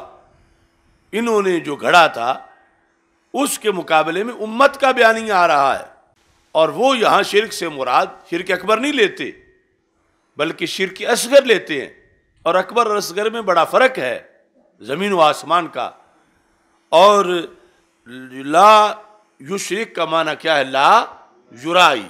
اب یہاں دیکھو کیا لکھتے ہیں، کہتے ہیں کہ فَقَدْ فَسَّرَ بَعْضُ أَهْلِ الْعِلْمِ هَذِهِ الْآيَةَ مَنْ كَانَ يَرْجُو، اصل میں فَمَنْ كَانَ يَرْجُو لِقَاءَ رَبِّهِ فَلْيَعْمَلْ عَمَلًا صَالِحًا الْآيَةَ، یعنی وَلَا يُشْرِكْ بِعِبَادَةِ رَبِّهِ أَحَدًا۔ اس کی تفسیر کیا کی ہے؟ قَالَ لَا يُرَائی، لا یرائی یہی ہے ساری ملائی اس پر، یعنی لا یرائی کہہ کے انہوں نے نجد کو دھکا اس وقت دیا۔ لا کہ لا یشرک یہ لا یرائی ہے، یہ شرک اکبر نہیں، شرک اصغر ہے۔ تو کلمہ گو ریاکار تو ہو سکتا ہے اور اسے نہیں ہونا چاہیے کہ ہو، مگر کلمہ گو مشرک نہیں ہو سکتا، کیونکہ کلمہ گو یعنی جو پورا کلمہ اس نے پڑھا ہے دین کا، تو اس کے بعد وہ اگر شرک کرے گا تو پھر ٹوٹلی مشرک ہے، اور اگر مومن ہے تو ٹوٹلی مومن ہے۔ یہ ہاف یا اس طرح نہیں ہو سکتا۔ تو اس بنیاد پر یہ اصطلاح ہے ہی نہیں کلمہ گو مشرک، جو انہوں نے آج گھڑی ہمارے خلاف۔ ہاں جو ان کے خلاف ہے وہ شروع اسلام سے آ رہی ہے، وہ کیا ہے؟ کلمہ گو منافق، کلمہ گو، کلمہ گو، کلمہ گو۔ اب بات کریں ہمارے ساتھ، ہمارے لیے انہوں نے نئی سیٹ بنانے کی کوشش کر رہے ہیں جو 14 صدیوں میں لفظ ہی نہیں ہے، اور یہ جہاں پھنسے ہوئے ہیں وہ تو شروع اسلام سے لفظ ہے۔ یعنی کلمہ گو منافق تو ہو سکتا ہے، مگر یہ کہ کلمہ گو پورا ہو اور پھر اس کے لیے اصطلاح، اور وہاں بھی پھر یہ ہے کہ یعنی جب کلمہ گو منافق ہے تو پھر وہ کافر ہی شمار ہوگا، لیکن وہ یہ ہے کہ اب نکل کے مسلمانوں سے ادھر چلا گیا، یا کلمہ گوئی حقیقت میں نہیں تھا۔ بہرحال اصطلاح وہ آ رہی ہے، مگر کلمہ گو مشرک کی کوئی اصطلاح وہ انہوں نے نجدیوں نے گھڑی ہے، وہابیوں نے سعودی عرب میں، اور پھر انہوں نے یہاں بھیجی ہے، اور آگے ہم نے اللہ کے فضل سے اس اصطلاح کا گلا دبا دیا ہے کہ کلمہ گو منافق کی ہے، اور وہ دیکھو کس پر سچی آ رہی ہے۔ ہمارے لیے تو میں نے ڈھونڈی ہے جو یہ تو ہم پہ سچی نہیں آتی۔ فَلْيَعْمَلْ عَمَلًا صَالِحًا۔ اب یہ جو بات آ گئی ہے کلمہ گو والی، اس میں جو ان کی مزید ایک بڑی دلیل ہے، جو یہ سعودی عرب سے جتنا لٹریچر چھپتا ہے توحید کے مسئلے پر، ہر جگہ وہ آیت لکھتے ہیں بطور خاص، اور اس کی وجہ سے پھر مسلمانوں کو گمراہ کرنے کی کوشش کرتے ہیں۔ تو اس کا بھی میں ضمناً جواب دے دوں۔ یہ سورہ یوسف جو ہے جہاں ختم ہو رہی ہے، آیت نمبر سورہ یوسف کی 106 آیت ہے، وَمَا يُؤْمِنُ أَكْثَرُهُمْ بِاللَّهِ إِلَّا وَهُمْ مُشْرِكُونَ۔ شاید اس کو پڑھ کے کسی نجدی نے حملہ بھی تم پہ کیا ہو۔ یہ ان کا بہت بڑا ہتھیار ہے کلمہ کو مشرک ثابت کرنے کا، اور پھر یہ کہ یہ سارے بریلوی سنی یہ معاذ اللہ ایسے ہیں جس طرح قرآن مجید میں کہا گیا ہے، وَمَا يُؤْمِنُ أَكْثَرُهُمْ بِاللَّهِ إِلَّا وَهُمْ مُشْرِكُونَ۔ نہیں ایمان لاتے ان میں سے اکثر اللہ پر، مگر اس حالت میں کہ ایمان کے ساتھ ہی مشرک بھی ہوتے ہیں۔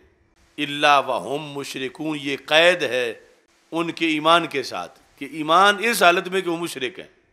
وما یؤمن اکثرهم باللہ الا وہم مشرکون۔ تو اس میں لفظ ایمان جو ہے اس پر بحث ہے، یہ پورے سال کا سبق ہے بلکہ پوری زندگی کا، کہ لفظ ایمان پر بحث کر کے ہم ان کو الٹا کرتے ہیں۔ ایک ہے ایمان لغوی اور دوسرا ہے ایمان اصطلاحی۔ ایمان اصطلاحی جو ہے اس میں ایمان مجمل ہے، مفصل ہے، یعنی سارے جو معتقدات ہیں۔ ایمان اصطلاحی اس کے نتیجے میں بندہ مسلمان ہوتا ہے۔ ایک ہے لغوی، مطلقاً کسی چیز کو مان جانا۔ اگرچہ اس کے مان جانے کے بعد ابھی اصطلاحی مسلمان نہیں ہوا، اصطلاحی ایمان نہیں آیا، لیکن لغوی طور پر آ گیا ہے کہ جتنی چیزوں پر ایمان لانا ہے ان میں سے کسی ایک چیز کو، دو کو، تین کو کسی طرح سے کسی نے مانا ہوا ہے کچھ وقت کے لیے، تو لغوی ایمان کا لفظ وہاں پر بولا جائے گا، مگر اصطلاحی ایمان کا لفظ وہاں پر نہیں بولا جائے گا۔ اور ہمارا جو یہ جھگڑا چل رہا ہے یہ لغوی پہ نہیں چل رہا، اصطلاحی پہ چل رہا ہے کہ جو اصطلاحی مومن ہے وہاں شرک اکٹھا نہیں ہو سکتا۔ جو قانون شریعت کے مطابق مومن جس کو کہا جائے گا کہ یہ بندہ مسلمان ہو گیا ہے، یہ مومن ہو گیا ہے، اس کے بعد اگر اس نے معاذ اللہ شرک کیا تو ٹوٹلی مشرک ہے۔ یہ نہیں ہوگا کہ کلمہ گو بھی برقرار رہے، مومن بھی برقرار رہے اور ساتھ مشرک بھی اس کو کہا جائے۔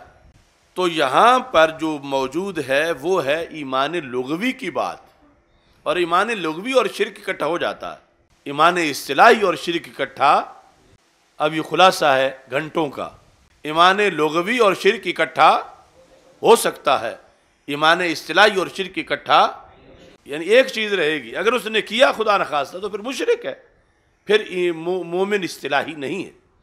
اب یہاں کیا چیز ہے کہ جس کو وما یؤمنو میں بیان کیا گیا، کس کی بات ہے؟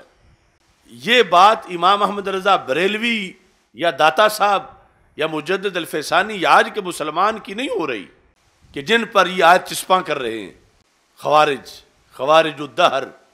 یہ بات ان کفار کی ہے جو قرآن مجید کے دوسرے مقام پر رب ذوالجلال نے ان کا وتیرہ جو ہے وہ ذکر کیا ہے۔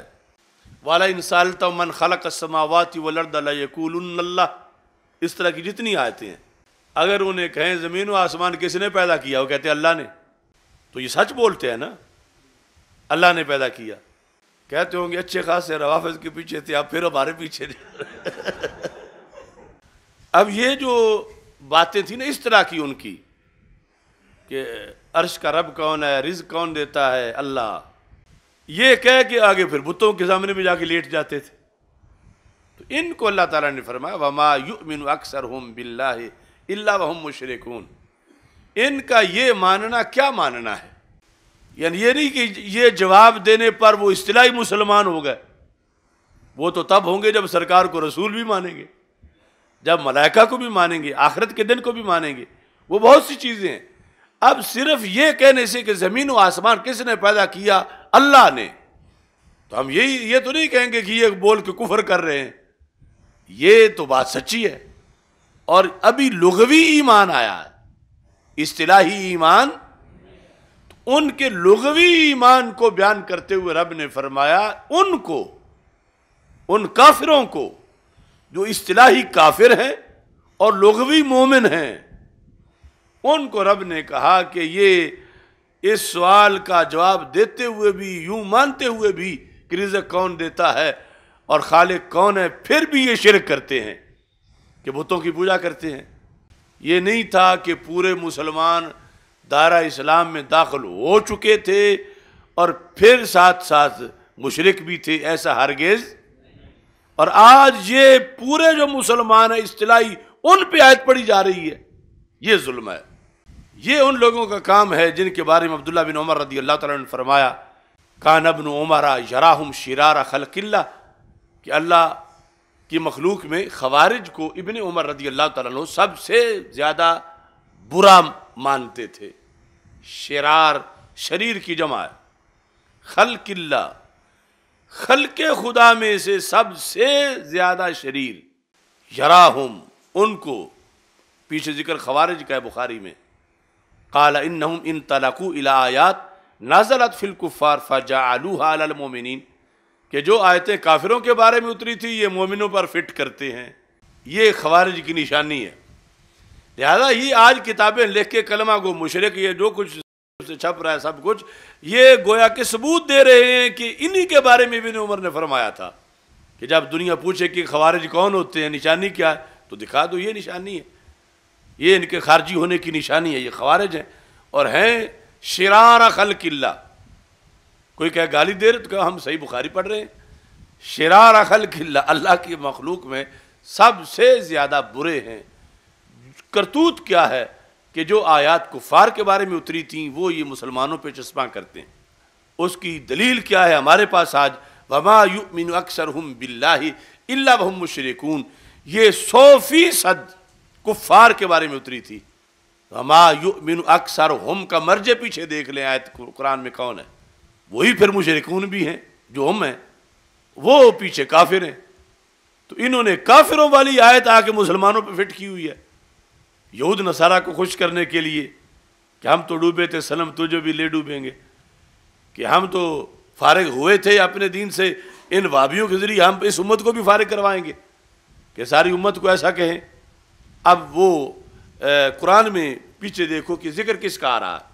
یہی جو مفہوم قرآن بدلنے کی واردات ہماری 2 جلدوں میں چھپی ہوئی ہے، اس میں اس طرح ہم نے ما قبل سے ہی اور ما بعد سے ہی اور دیگر آیات سے ہی ان کی ہر بات کا جواب دیا ہے جو یہ اپنی طرف سے فہم قرآن کے دعوے دار ہیں اور تفہیم قرآن کے دعوے دار ہیں، اور یہ کہ ہم قرآن پڑھتے ہیں اور سنی شعر پڑھتے ہیں اور قرآن ہمارا ہے اور ہماری دلیلیں ہیں۔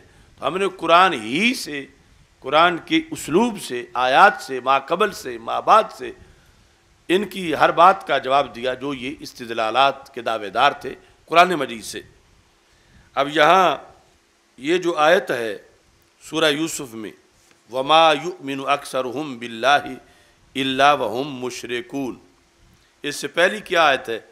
وَكَأَيٍّ مِّنْ آيَةٍ فِي السَّمَاوَاتِ وَالْأَرْضِ يَمُرُّونَ عَلَيْهَا وَهُمْ عَنْهَا مُعْرِضُونَ، کہ کتنی اللہ کی نشانیاں ہیں زمین و آسمان میں، وہ کافر ان کے پاس سے گزرتے ہیں اور ان سے اعراض کرتے ہیں۔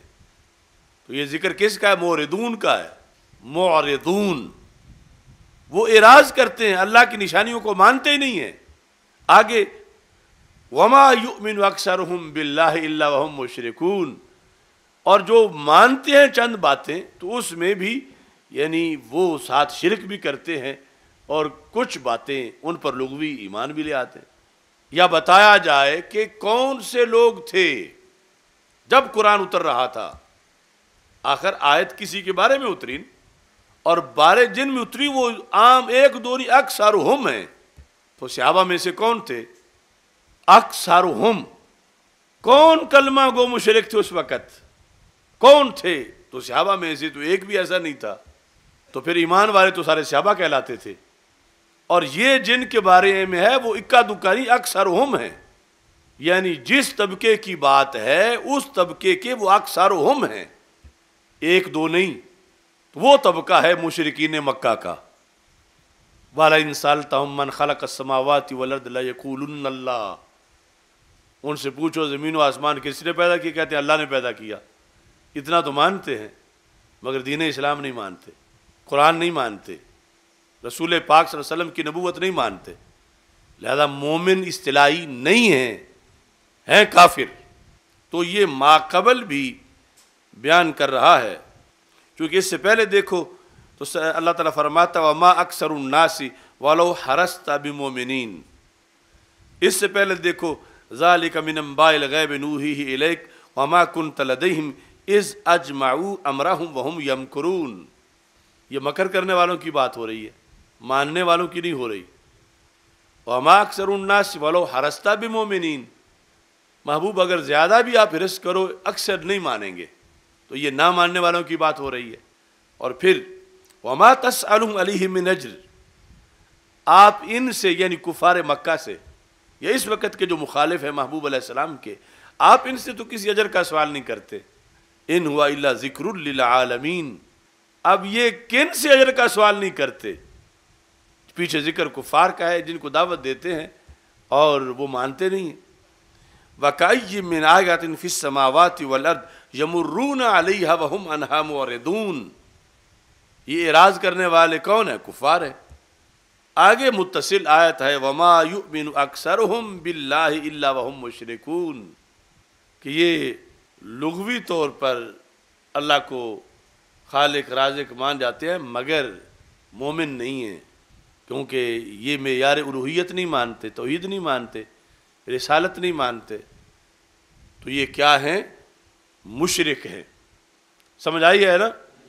تو یہ ان کی سب سے بڑی دلیل ہے اپنا جھوٹا بیانیہ ثابت کرنے کے لیے، بیان کرنے کے لیے، جبکہ اس کا تذکرہ خود 2 آیتیں پہلے سے پڑھ کے لے آئے تو پتہ چل جاتا ہے کہ یہ مومنین کی شان نہیں ہے جو پیچھے بیان ہو رہی ہے، جن لوگوں کی آگے جن کے بارے میں یہ آیت ہے۔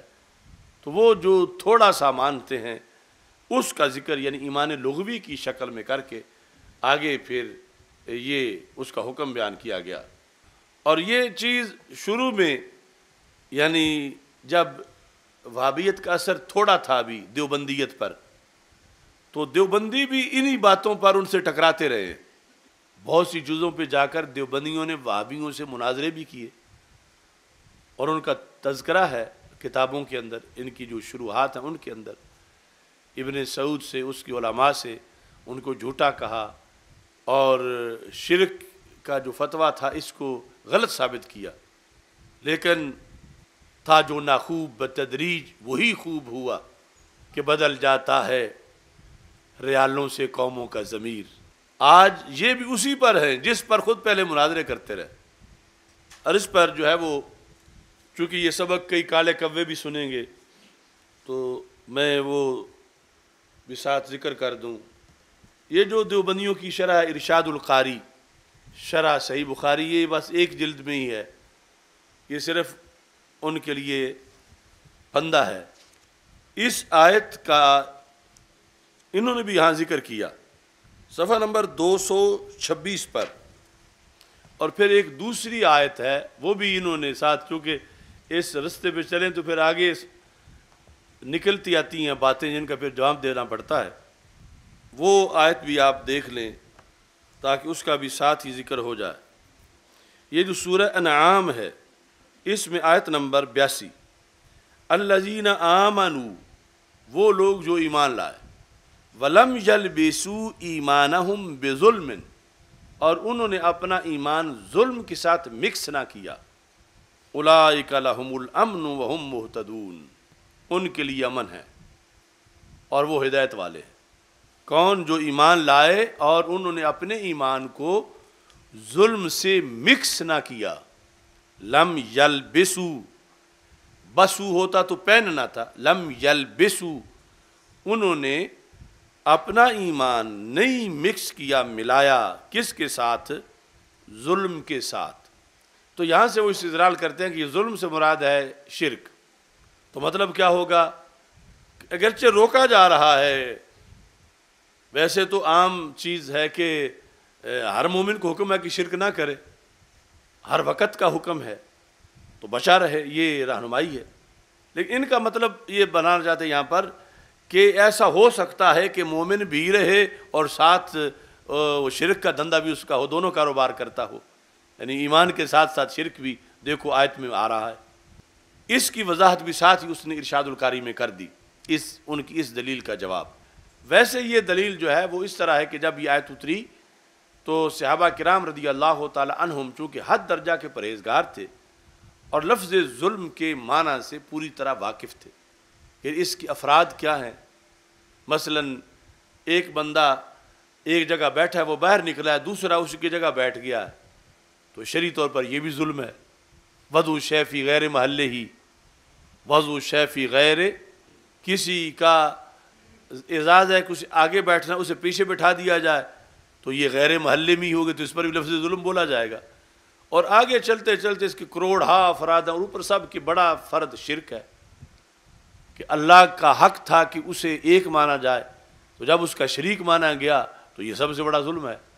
تو جب یہ آیت اتری تو صحابہ رضی اللہ تعالی عنہم نے رسول اکرم صلی اللہ علیہ وسلم سے بڑے اضطراب کا اظہار کیا، اینا لم یظلم، ہم میں سے کون ہے جس سے ظلم کا ارتکاب نہ ہو۔ اب یہ ظلم وہ نہیں ہے کہ قتل و غارت یا لوٹ مار معاذ اللہ یا چوری ڈاکہ، یہ ہے کہ کوئی آگے بیٹھا تھا، کوئی پیچھے آ کے بیٹھ گیا، کوئی اس طرح کی معمولی چیزیں ان کے لحاظ سے اٹھ کے باہر نکلا تھا، اس کی جگہ پہ کوئی بیٹھ گیا، تو انہوں نے کہا کہ پھر تو بڑا مشکل ہے ہدایت یافتہ ہونا۔ تو رسول اکرم صلی اللہ علیہ وسلم نے فرمایا کہ یہاں ظلم سے مراد یہ نہیں ہے، بلکہ ظلم سے مراد شرک ہے کہ ایمان لایا اور پھر مومن ہی رہا، اور کبھی اس نے شرک نہیں کیا، آخری دم تک ایمان سلامت رہا، تو پھر ہدایت یافتہ۔ اس سے پھر اضطراب ختم ہو گیا کہ اس سے تو ہم پھر محفوظ ہیں کہ اللہ فضل کرے، ہم نے کلمہ پڑھا ہے اور شرک چھوڑا ہے جو پہلے تھا، اور اب ہمیشہ کے لیے ہم محفوظ ہیں۔ اب یہ جس وقت یہاں صفحہ نمبر 226 پر بحث چلی تو یہ لکھتا ہے کہ نیز ہم پوچھتے ہیں کہ وما یؤمن اکثرہم باللہ الا وہم مشرکون میں اجتماع ضدین کیسے ہوا؟ اجتماع یعنی یہ ویسے جو لوگ منطق کے خلاف بولتے ہیں، علم منطق کے خلاف، تو وہ قرآن مجید کی اس طرح کی چیزوں کے ذریعے بولتے ہیں۔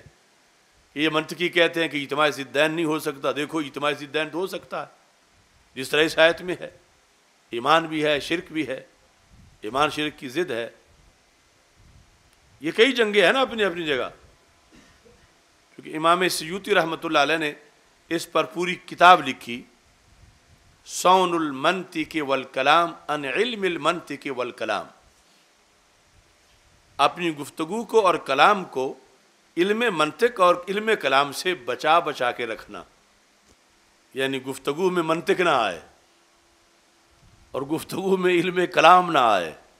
ان کا زیادہ رخ جو ہے وہ قرآن و حدیث کے علوم کی طرف تھا، جس میں بہت سی کتابیں لکھی، تو پھر وہ جو عقلی علوم تھے ان کے خلاف تھے، تو منطق کے خلاف اور فلسفہ، یہ کلام، علم کلام کہ جس میں وہ اصطلاح فلسفہ کی استعمال ہوتی ہیں، اس سے روکنے کے لیے انہوں نے اتنی موٹی وہ کتاب لکھی، صون المنطق، صون ہے بچانا، سیانہ،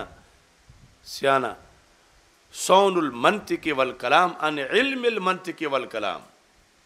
تو پھر اس طرح کی چیزیں، لا یموت فیہا ولا یحیا، نہ زندہ رہے گا نہ مردہ رہے گا، تو تم کہتے ہو کہ رفع نقیضین نہیں ہو سکتا، تو یہ رفع ہوا پڑا ہے۔ تم کہتے ہو اجتماع ضدین نہیں ہو سکتا، تو ہوا پڑا ہے۔ وما یؤمن اکثرہم باللہ الا وہم مشرکون۔ سمجھ آ رہی ہے نا؟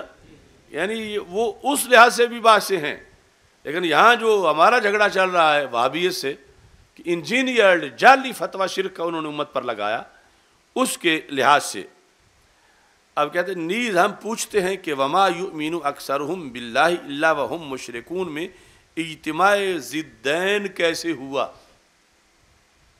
زمخشری نے اس کا یہ جواب دیا ہے کہ اجتماع ضدین نہیں ہے، وما یؤمن اکثرہم باللہ الا وہم مشرکون میں اجتماع ضدین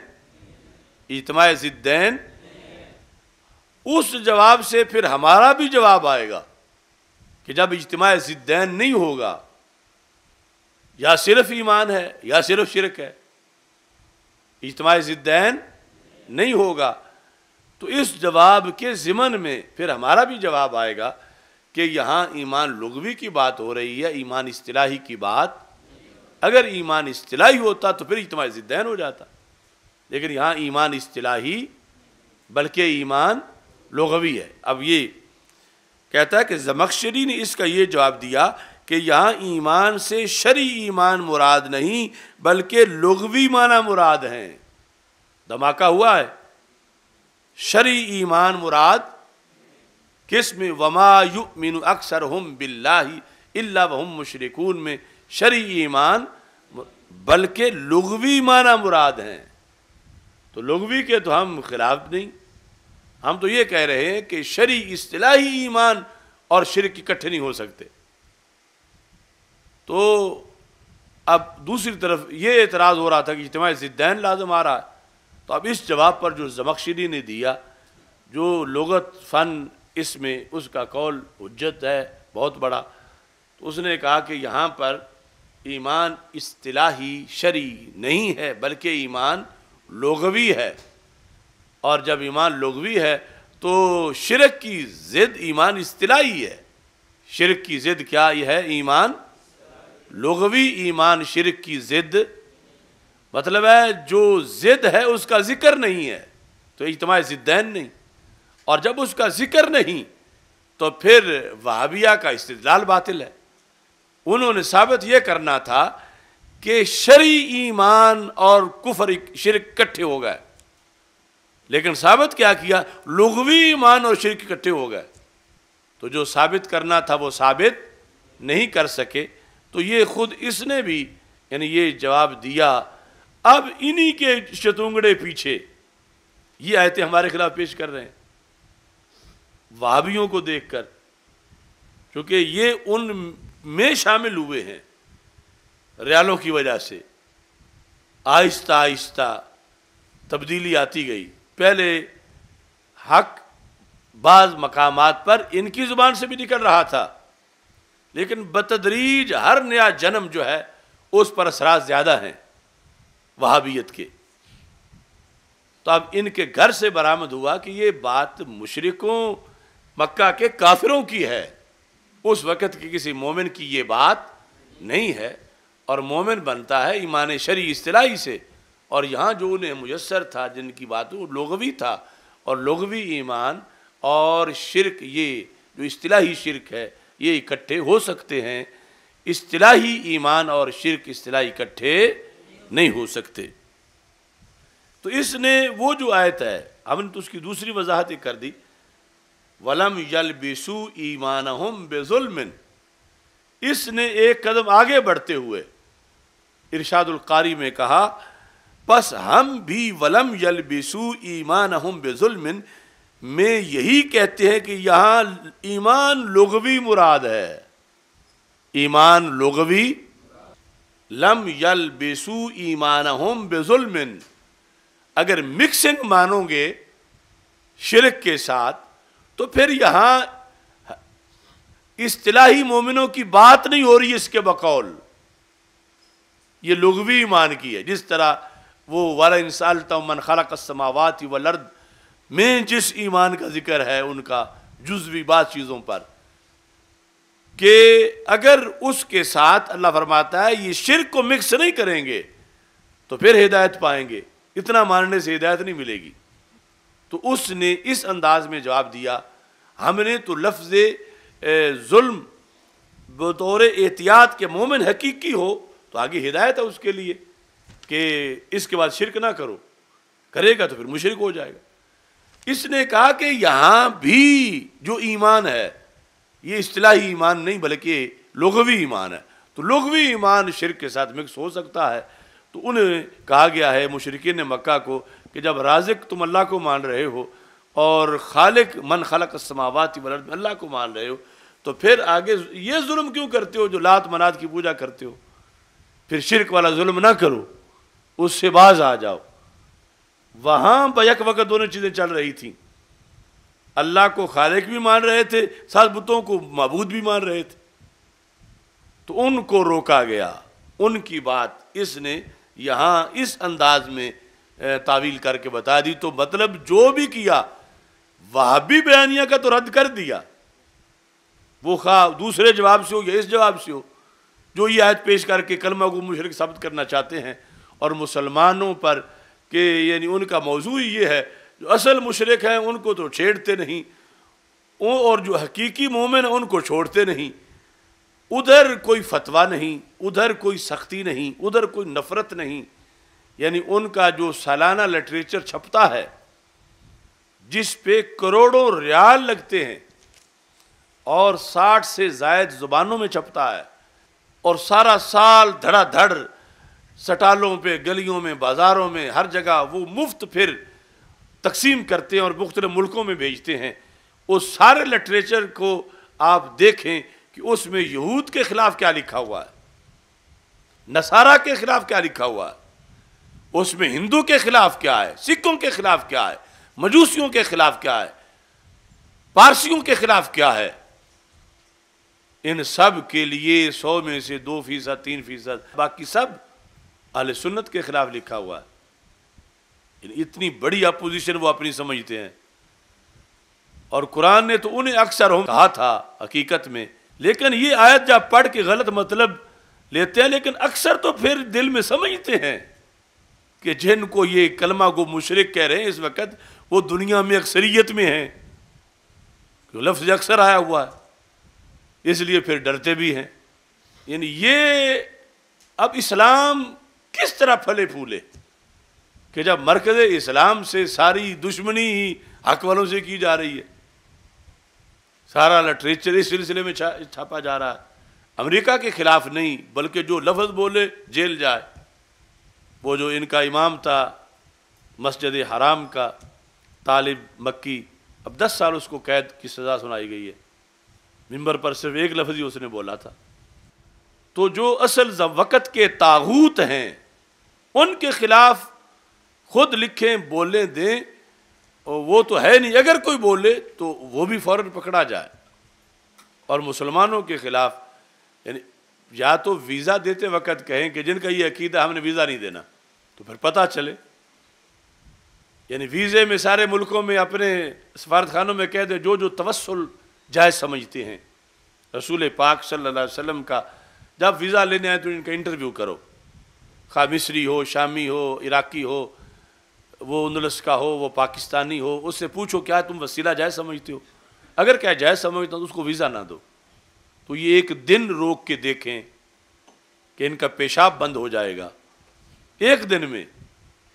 پہلے خود دعوت دے کے بلاتے ہیں آؤ، ہمیں ہر اجازت ہے، اور جب اللہ کے گھر میں پہنچ جاتے ہیں مسلمان، حج کا وقت ہے، عمرہ ہے، جو ہے امام مسجد کیا کہہ رہا ہے، جو یا رسول اللہ صلی اللہ علیہ وسلم کہے وہ مشرک ہے۔ رب کے گھر میں بلا کے پھر آگے سے یہ سناتے ہیں، تو یہ پہلے کیوں نہیں فیصلہ کر لیتے؟ پھر تم کون ہو جو مشرکوں کو ویزے دیتے ہو اللہ کے گھر میں جانے کے؟ سمجھ آ رہی ہے نا؟ اگر مشرک ہیں، یہ شرک ہے، تو پھر برملا آئینی قانونی طور پر کہو اس کو، اور اپنے ویزے کی شرط لگاؤ، اور پھر حکومت کر کے دکھاؤ وہاں پر۔ تو اس طرح کر کے اس میں بھی یہ دھاندلی کرتے ہیں، اور اس پر یہ خود ان پر مواخذہ ہے کہ جب تمہارے نزدیک یہ عقیدہ مثال کے طور پر اس طرح کے سارے شرکی عقیدے ہیں اور یہ رکھنے والے مشرک ہیں، تو مشرک کو تو حلال ہی نہیں، جائز ہی نہیں کہ وہ قدم رکھے وہاں پر۔ تو یہ کون رکھوا رہا ہے قدم ان کے، مشرکوں کے، معاذ اللہ، ان کے بقول جو مشرک ہیں؟ کون ویزا دے رہا ہے؟ یہ لاکھوں لوگ کیوں جا رہے ہیں؟ اور جانے والوں میں سے بے شک وہ سروے کر کے دیکھ لیں، یعنی اکثریت ان کی ہے سارے ملکوں میں سے، مثال کے طور پر جو توسل کو اپنا دین سمجھتے ہیں اور یہ اس کو شرک سمجھتے ہیں اور پھر ویزا بھی دیتے ہیں۔ تو مطلب کیا؟ حکومت کرنے کے لیے، اقتدار بچانے کے لیے، دولت ہڑپ کرنے کے لیے تو شرک کروا لینا جائز ہے اور مشرکوں کو بلا لینا جائز ہے، اور ویسے وہ مشرک ہیں، ان سے دور رہنے کا حکم ہے۔ یعنی اگر اپنے نظریے میں یہ خالص ہیں، سچے ہیں، تو پھر پابندی لگائیں ہر ملک کے ایسے لوگوں پر کہ حج پہ نہیں جا سکتے، عمرے پہ نہیں جا سکتے، اور پھر رد عمل دیکھیں دنیا کا، اور پھر مناظرہ کروائیں، اور پھر جیت کے دکھائیں۔ تو یہ پھر دوسری طرف پھر سراسر منافقت ہے۔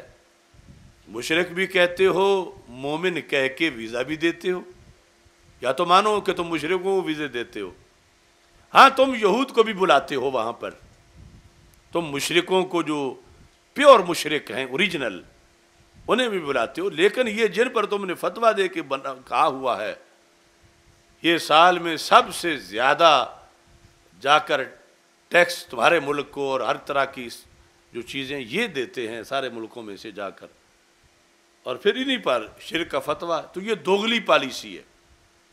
میرے یہی کلپ پھر مجھے وہاں دکھاتے ہیں کہ آپ نے یہ بھی کہا تھا، آپ نے یہ بھی کہا تھا، آپ نے یہ بھی کہا تھا، زیادہ ایئرپورٹ سے باہر نہیں نکل سکتے۔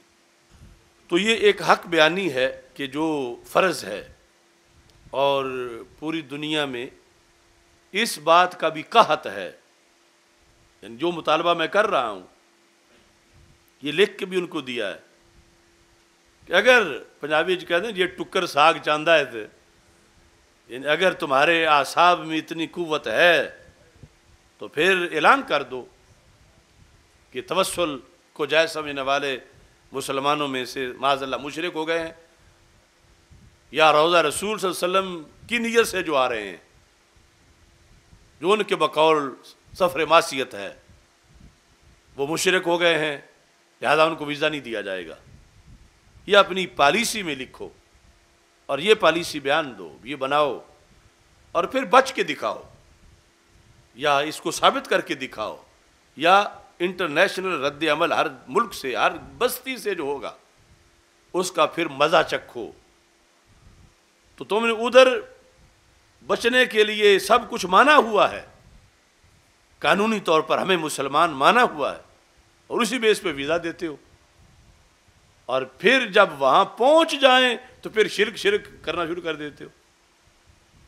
تو پھر اپنا بھی دیکھو کہ تم سالانہ کتنا بڑا جرم کر رہے ہو کہ لاکھوں کروڑوں کو تم جو مشرک تھے خود ہی بلا کے حرم میں داخل کر رہے ہو. تو کتنا تقدس تم پامال کر رہے ہو اپنے اصول کے مطابق. تو بہرحال یہ ان کی جو بڑی دلیلیں تھی اس کا ہم نے یہ چھوٹا آپریشن ابھی کیا ہے کہ اس طرح سمجھ کے آپ وہ باقی عقیدہ توحید سیمینار جتنے ہیں ان کو سن سکتے ہیں ان کے. لیکن یہ خلاصہ تھا ایک قسم کا کہ اصل ان سے بات یا موضوع کو سمجھنے کے لیے معیار الوہیت کو سمجھنا چاہیے، اور معیار الوہیت میں جو ان لوگوں نے دھاندلی کر رکھی ہے اس کا پردہ چاک کرنا چاہیے، اور معیار الوہیت پر آیات قرآن کے ذریعے سے ساری بحث کرنی چاہیے. جہاں ضرورت پڑے پھر حدیث کی طرف. سب سے پہلے آیات قرآن معیار الوہیت کو بیان کر رہی ہیں. یعنی وہ مددگار ہونا اگر ہوتا تو اللہ نے خود کتنی جگہ وہ لفظ استعمال کیے اپنے بندوں کے لیے. ہاں یہ فرق ہے کہ اللہ کی مدد کا مظہر اللہ کا دشمن نہیں بن سکتا. یعنی یہ ہوتا ہے جو غیر اللہ، اس میں جو لفظ غیر ہے اس کے دو معنی ہیں. ایک ہے غیر بمعنی دشمن، فلانا اس کا غیر ہے، یہ غیروں کی بات ہے. اور ایک وہ ہے غیر تو ہے لیکن محبوب بندہ ہے. غیر ہے ذات میں کہ وہ اللہ نہیں ہے، وہ بندہ ہے، وہ اللہ نہیں ہے لہذا غیر ہے. لیکن ہے کون؟ ہے وہ اللہ کا محبوب، اللہ کا کوئی نبی، اللہ کا کوئی ولی. تو اس واسطے کسی بت کو اس کی مدد کا مظہر نہیں سمجھا جا سکتا. یہ جو پھر مکس کرتے ہیں کہ پھر وہ جو کافر ہیں، مشرک ہیں، وہ بتوں کو اللہ کی مدد کا مظہر سمجھ رہے ہیں، تو یہ دھاندلی ہے قرآن سے. بت اللہ کا دشمن ہے اور بت اللہ کی مدد کا مظہر نہیں ہو سکتا. اللہ کا اصول ہے اس نے اپنے پسندیدہ لوگوں پر یہ لفظ بولے ہیں، اور یہ جو اللہ کے مقابلے میں بت ہیں ان پر ایسا کوئی لفظ، کوئی اطلاق موجود نہیں ہے. اور یہاں پر مثلا قرآن مجید میں 13ویں پارے کے اندر یہ سورہ ابراہیم الف لام را کتاب انزلناہ الیک، محبوب ہم نے آپ پر کتاب نازل کی، کیوں؟ لتخرج الناس، تاکہ آپ نکالیں لوگوں کو. کہاں سے؟ من الظلمات الی النور، اندھیروں سے روشنی کی. اب یہ جو اندھیرے سے نکال کے روشنی دینا ہے یہ ہے جہنم سے نکال کے جنت دینا، کفر سے نکال کے اسلام دینا، مرض سے نکال کے صحت دینا. یہ چھوٹا سا کام نہیں، بہت بھاری کام ہے، لیکن سرکار کے لیے آسان ہے. مشکل کشائی، یہ مشکل کشائی ہے کہ تاکہ آپ نکالیں. تو سرکار دو عالم صلی اللہ علیہ وسلم کو رب نے بھیجا ہی مشکل کشائی کے لیے، اور یہ لفظ اللہ نے دوسری جگہ اپنے لیے استعمال کیے ہیں. یعنی 3 پارے میں رب ذوالجلال فرماتا ہے اللہ ولی الذین آمنوا یخرجہم من الظلمات الی النور. اللہ ولی ہے ایمان والوں کا، کیا کرتا ہے؟ یخرجہم، انہیں نکالتا ہے، من الظلمات الی النور. اب جہاں سے اللہ نکالتا ہے وہاں سے ہی اللہ کے رسول اللہ صلی اللہ علیہ وسلم بھی نکالنے والے ہیں. یہاں یہ اللہ تعالیٰ کی شان بتائے گی کہ وہ ظلمات سے نکال کے نور دیتا ہے، اور وہاں رسول پاک صلی اللہ علیہ وسلم کی شان بتائے گی کہ وہ ظلمات سے نکال کے نور دیتے ہیں. اور اگر یہ مددگار ہونا یہ اللہ ہونا ہے تو پھر تو اس سے اللہ ہونا ثابت ہوگا۔ اور یہ نہیں ہے کہ اگر کوئی فرق کرے وصال کا تو کیا 63 سال یا جتنی بھی حیات مبارکہ ہے کیا اتنی دیر تک اللہ کا کوئی شریک ماننا جائز تھا؟ اللہ کا شریک ماننا تو کبھی ایک سیکنڈ بھی جائز نہیں رہا۔ یا کوئی یہ قانون ہے کہ زندوں میں تو فوت شدہ میں تو کوئی شریک نہ مانو اور زندہ میں سے مان لو؟ جو شرک ہے زندہ کے لحاظ سے بھی شرک ہے، وہ فوت شدہ کے لحاظ سے بھی شرک ہے۔ تو جب رسول پاک صلی اللہ علیہ وسلم کو بھیجا ہی اس لیے گیا ہے کہ آپ ظلمت سے نکالے نور دیں، تو آپ کا وصف بنا آپ ظلمت سے نکال کے نور دینے والے ہیں، اور ظلمت سے نکال کے نور دینے والا مددگار ہوتا ہے، اور وابیہ کے مطابق جو مددگار وہ اللہ ہوتا ہے۔ تو پھر کتنی خرابی لازم آئے گی، جبکہ ہمارے نزدیک اللہ واجب الوجود ہے، مستحق عبادت ہے، چاہتا ہے تو وہ خود نکالتا ہے، چاہتا ہے تو محبوب کو کہتا ہے تم نکال دو، وہ بھی نکالتا ہے، یہ بھی نکالتے ہیں۔ یہ نکال ظلمت سے نور کی طرف اللہ کی شان ضرور ہے، مگر یہ معیار الوہیت نہیں ہے۔ اگر یہ معیار الوہیت ہوتا تو کبھی بھی ہمارے آقا علیہ السلام پر یہ لفظ نہ بولا جاتا، کیونکہ کوئی مجازی معبود ہو ہی نہیں سکتا۔ تو اس لیے لفظ یہ بولے گا جن کا جھگڑا ہے کہ ظلمت سے نکالتے ہیں نور دیتے ہیں، اللہ بھی کرتا ہے، اللہ کے رسول علیہ السلام بھی کرتے ہیں، شرک نہیں ہوا، کیونکہ سرکار ظلمت سے نکال کے نور دے کے پھر بھی اللہ کے بندے ہی رہے ہیں، اللہ نہیں بنے، اور تب نہیں بنے جب ہمارا معیار مانا جائے۔ جب ان کا مانا جائے تو پھر تو لازم آئے گا کہ اللہ بن گیا۔ تو اصل توحید کے محافظ ہم ہیں۔ اب سمجھ آ رہی ہے نا کس طرح ہم ہیں کہ ان کے جو بیان کردہ معیار ہے اس میں تو کبھی فرشتوں کو اللہ ماننا پڑے گا، کبھی رسول پاک صلی اللہ علیہ وسلم کے بارے میں، اور اللہ ایک ہے اور واجب الوجود ہے اور مستحق عبادت ہے۔ اور یہ مسلک اصول کا قرآن و سنت سے آ رہا ہے، یہ کوئی صدی ایک صدی ڈیڑھ صدی کا گھڑا ہوا نہیں ہے جو انہوں نے اس سلسلہ میں بات کی۔ اب یہ ہے کہ جب یہ گفتگو کی جاتی ہے، یہ بھی بہت لمبا چوڑا خلاصہ ہے 30-35 گھنٹوں کا، کہ جب گفتگو کی جاتی ہے اس موضوع پر ان کا بیانیہ کیا ہے؟ ان کا بیانیہ جو ہے وہ صرف 2 طبقے ہیں، ایک اللہ ہے اور دوسرا اس کے مقابلے میں اللہ کے بندے ہیں، بس اس پر سارا زور ہے، جبکہ اصل میں 3 ہیں، ایک اللہ ہے، ایک اللہ والے ہیں دوسرے نمبر پہ، اور تیسرے اللہ کے دشمن ہیں، اور ان کے احکام جدا جدا ہیں، ان کے احکام، اور یہ بھی قرآن میں سب ذکر ہے۔ مثلا مردوں کو زندہ کرنا، مردوں کو زندہ کرنا، قرآن نے اس میں 3 چیزیں بیان کی ہیں، 3 طبقے، ایک اللہ کا مردوں کو زندہ کرنا، دوسرا اللہ والوں کا مردوں کو زندہ کرنا، اور تیسرا غیر اللہ اس معنی میں جو اللہ کے محبوب نہیں ہیں ان کا مردوں کو زندہ کرنا۔ دھاندلی کیا ہے؟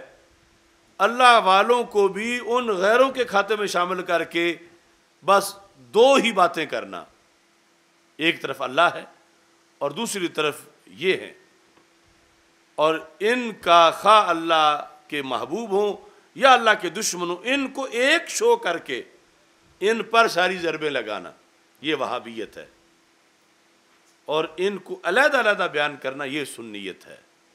اب ایک چیز کیا ہے؟ مردوں کو زندہ کرنا، یہ اصل شان کس کی ہے؟ اللہ کی، اور پھر کس کی ہے؟ اللہ کے نبیوں کی۔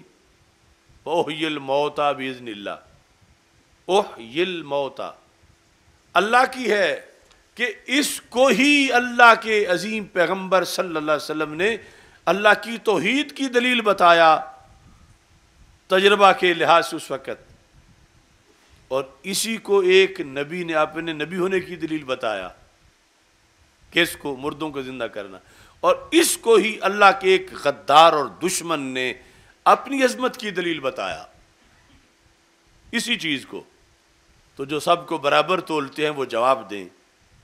جب دشمن نے کہا تو اللہ نے کہا فَبُہِتَ الَّذِي کفر، کافر مبہوت ہوا۔ جب عیسیٰ علیہ السلام نے کہا تو رب نے کہا میرا نبی بولا۔ اب یہ تیسرا پارہ جو ہے، اس میں جب یہ گفتگو چل رہی تھی، أَلَمْ تَرَ إِلَى الَّذِي حَاجَّ إِبْرَاهِيمَ فِي رَبِّهِ أَنْ آتَاهُ اللَّهُ الْمُلْكَ إِذْ قَالَ إِبْرَاهِيمُ رَبِّيَ الَّذِي يُحْيِي وَيُمِيتُ، میرا رب وہ ہے جو زندہ بھی کرتا ہے اور مارتا بھی ہے۔ تو اب احیاء موتا یہاں کس کی شان بتائی گئی؟ اللہ کی، اللہ کی عظیم پیغمبر صلی اللہ علیہ وسلم نے بتائی۔ آگے قال انا احیی و امیت، نمرود نے کہا میں بھی کرتا ہوں، اس سے مناظرہ ہو رہا تھا نا، انا احیی و امیت، یہ دوسری پارٹی یعنی جو درجے میں تیسرے نمبر پر ہے، میں بھی کرتا ہوں۔ اور ادھر حضرت عیسیٰ علیہ السلام جو ہیں ان کا تذکرہ تیسرے پارے کے اندر جو ہے وہ دیکھ لو کہ انہوں نے اس سلسلہ میں جب گفتگو کی تو کہا وَأُبْرِئُ الْأَكْمَحَ وَالْأَبْرَصَ وَأُحْيِي الْمَوْتَى بِإِذْنِ اللَّهِ، آیت نمبر 49 آل عمران۔ یہ کیا احیی الموتا، وہ جس لفظ پہ توحید کے مناظرے ہو رہے تھے، نبی نے برملا دشمنوں کو للکارتے ہوئے کہا میں زندہ کرتا ہوں مردوں کو، میں زندہ کرتا ہوں اللہ کے اذن کے ساتھ، میں زندہ کرتا ہوں۔ یہ تین چیزیں تینوں قرآن میں ہیں۔ یہ ظلم ہے کائنات کا بڑا کہ اللہ کے سوا جو دو ہیں ان کو ایک کرنا، یعنی اللہ کے دشمنوں اور اللہ والوں کو ایک بنانا، ان پر ایک حکم لگانا، یہ وہابیت ہے، اور انہیں جدا جدا کہنا یہ قرآن ہے۔ یعنی جب نمرود نے کہا میں بھی زندہ کرتا ہوں تو فَبُہِتَ الَّذِي کفر، اسے دتکارا گیا، اسے رد کیا گیا۔ لیکن جب حضرت عیسیٰ علیہ السلام نے کہا میں زندہ کرتا ہوں تو رب نے اپنے کلام کا حصہ بنایا۔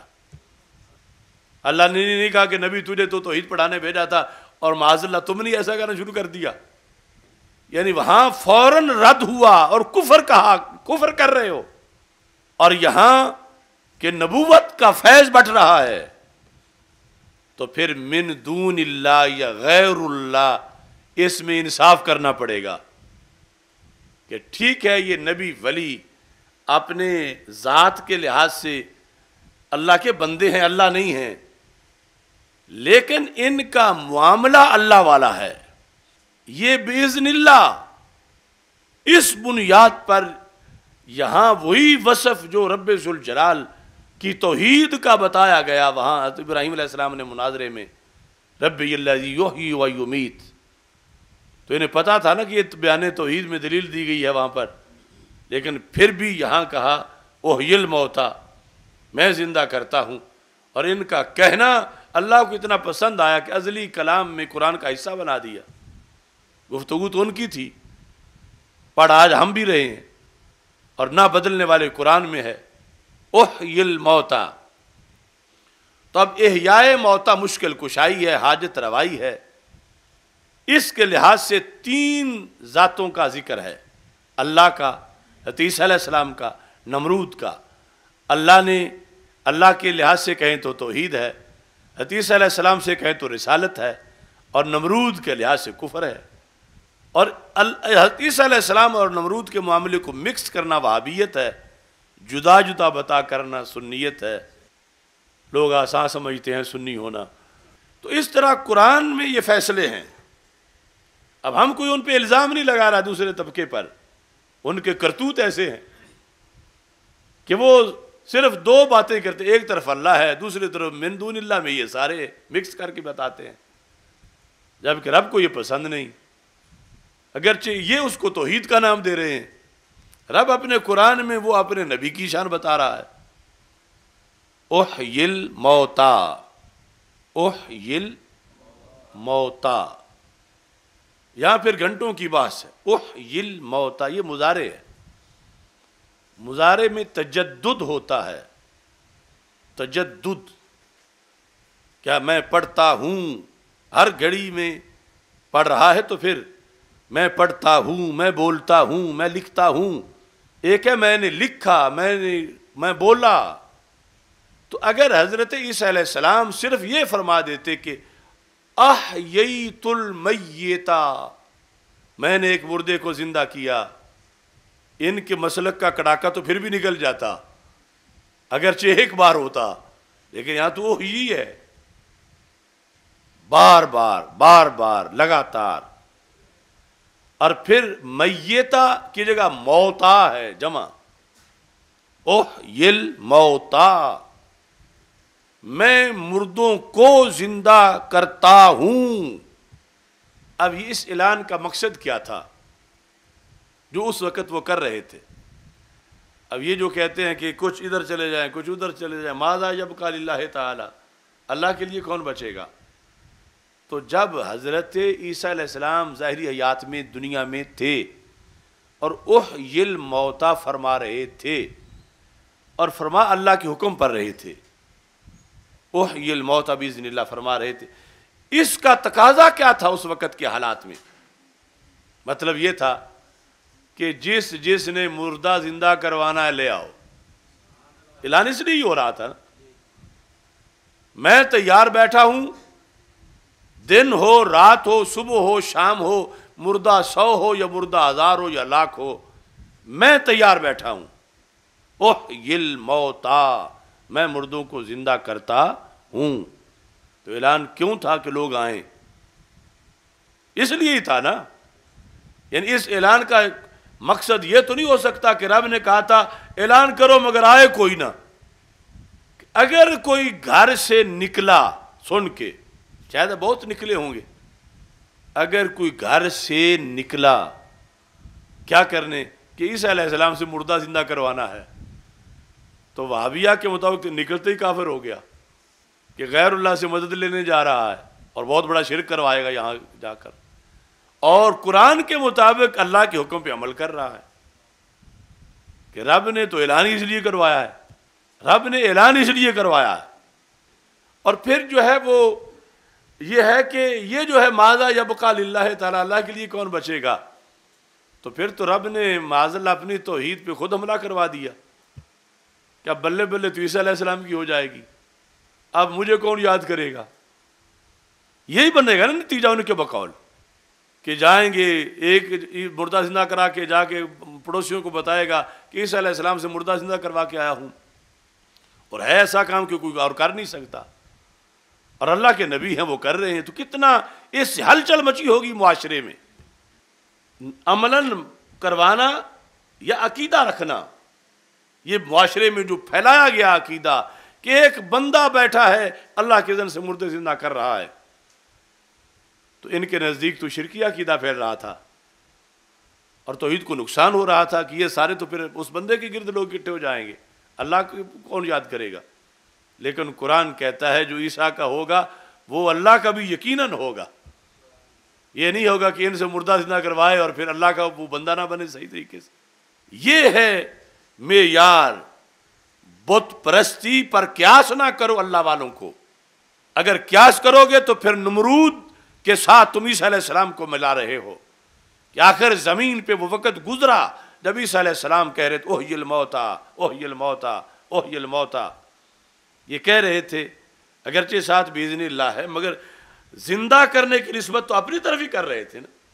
یہ نہیں احیی اللہ ہو احیی اللہ ہو، کہتے احیی الموتا، میں زندہ کرتا ہوں اور میں نمائندہ ہوں اللہ کا، اس کی اذن سے زندہ کرتا ہوں.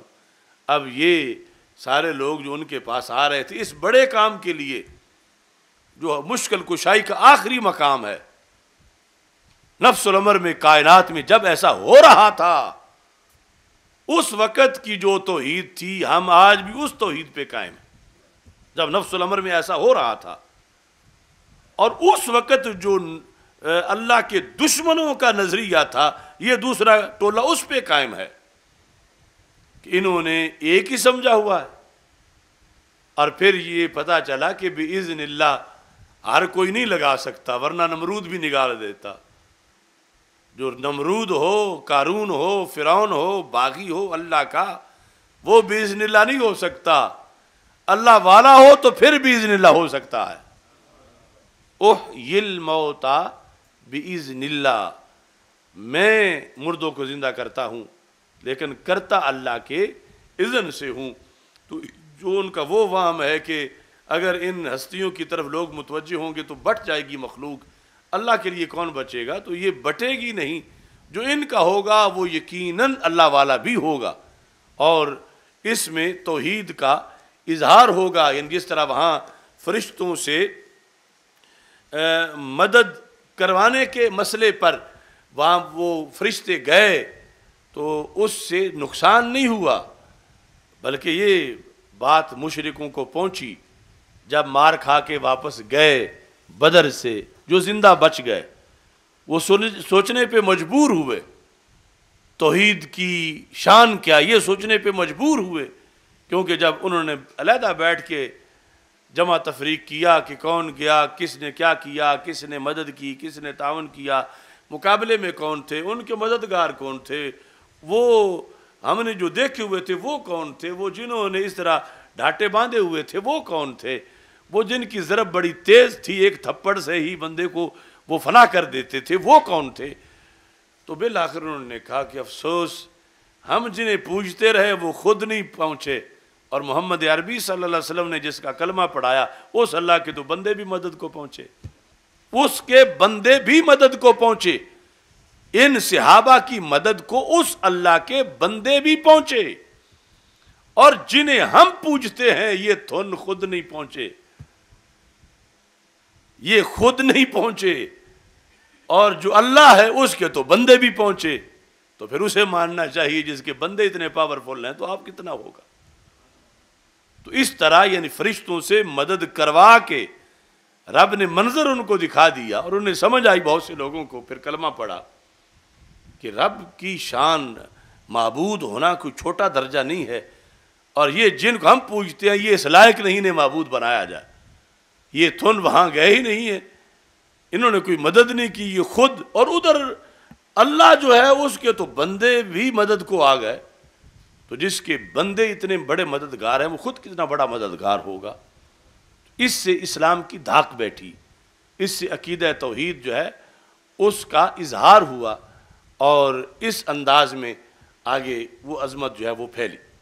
الحمدللہ رب العالمین والعاقبۃ للمتقین والصلاۃ والسلام علی رسولہ الکریم۔ استغفر اللہ لا الہ الا اللہ وحدہ لا شریک لہ لہ الملک ولہ الحمد وہو علی کل شیء قدیر۔ یا اللہ اپنے فضل و کرم سے سب کے حال پہ رحم فرما، ہماری مشکلیں آسان فرما۔ ساحل فساحل یا الہی کل صعب بحرمت سید الابرار، ساحل فساحل یا الہی کل صعب بحرمت سید الابرار۔ یا اللہ مریضوں کو شفا عطا فرما۔ ہمارے دورہ حدیث کے طالب علم ہیں غلام مرتضیٰ جلالی، ان کا آپریشن ہے، دعا کریں یا اللہ ان کو شفا کاملہ عاجلہ عطا فرما، ان کو جلد سے دیاب فرما۔ میرے والد محترم کو شفا کاملہ عاجلہ عطا فرما۔ یا اللہ اظہار حق کے لیے ہمیں مزید توفیق عطا فرما۔ یہ جتنے بھی علماء کرام دورہ حدیث میں تخصص میں یہاں زیر تعلیم ہیں، یا اللہ ان کو شرح صدر عطا فرما، قوت بیان عطا فرما، اور سلیقہ تحریر عطا فرما۔ یا اللہ ان کو آخری سانس تک استقامت عطا فرما، اور اپنے فضل کا سہارا عطا فرما، متبحر عالم دین بننے کی توفیق عطا فرما۔ وصلی اللہ تعالیٰ علی حبیبہ خیر خلقہ سیدنا و مولانا محمد و آلہ و صحبہ اجمعین۔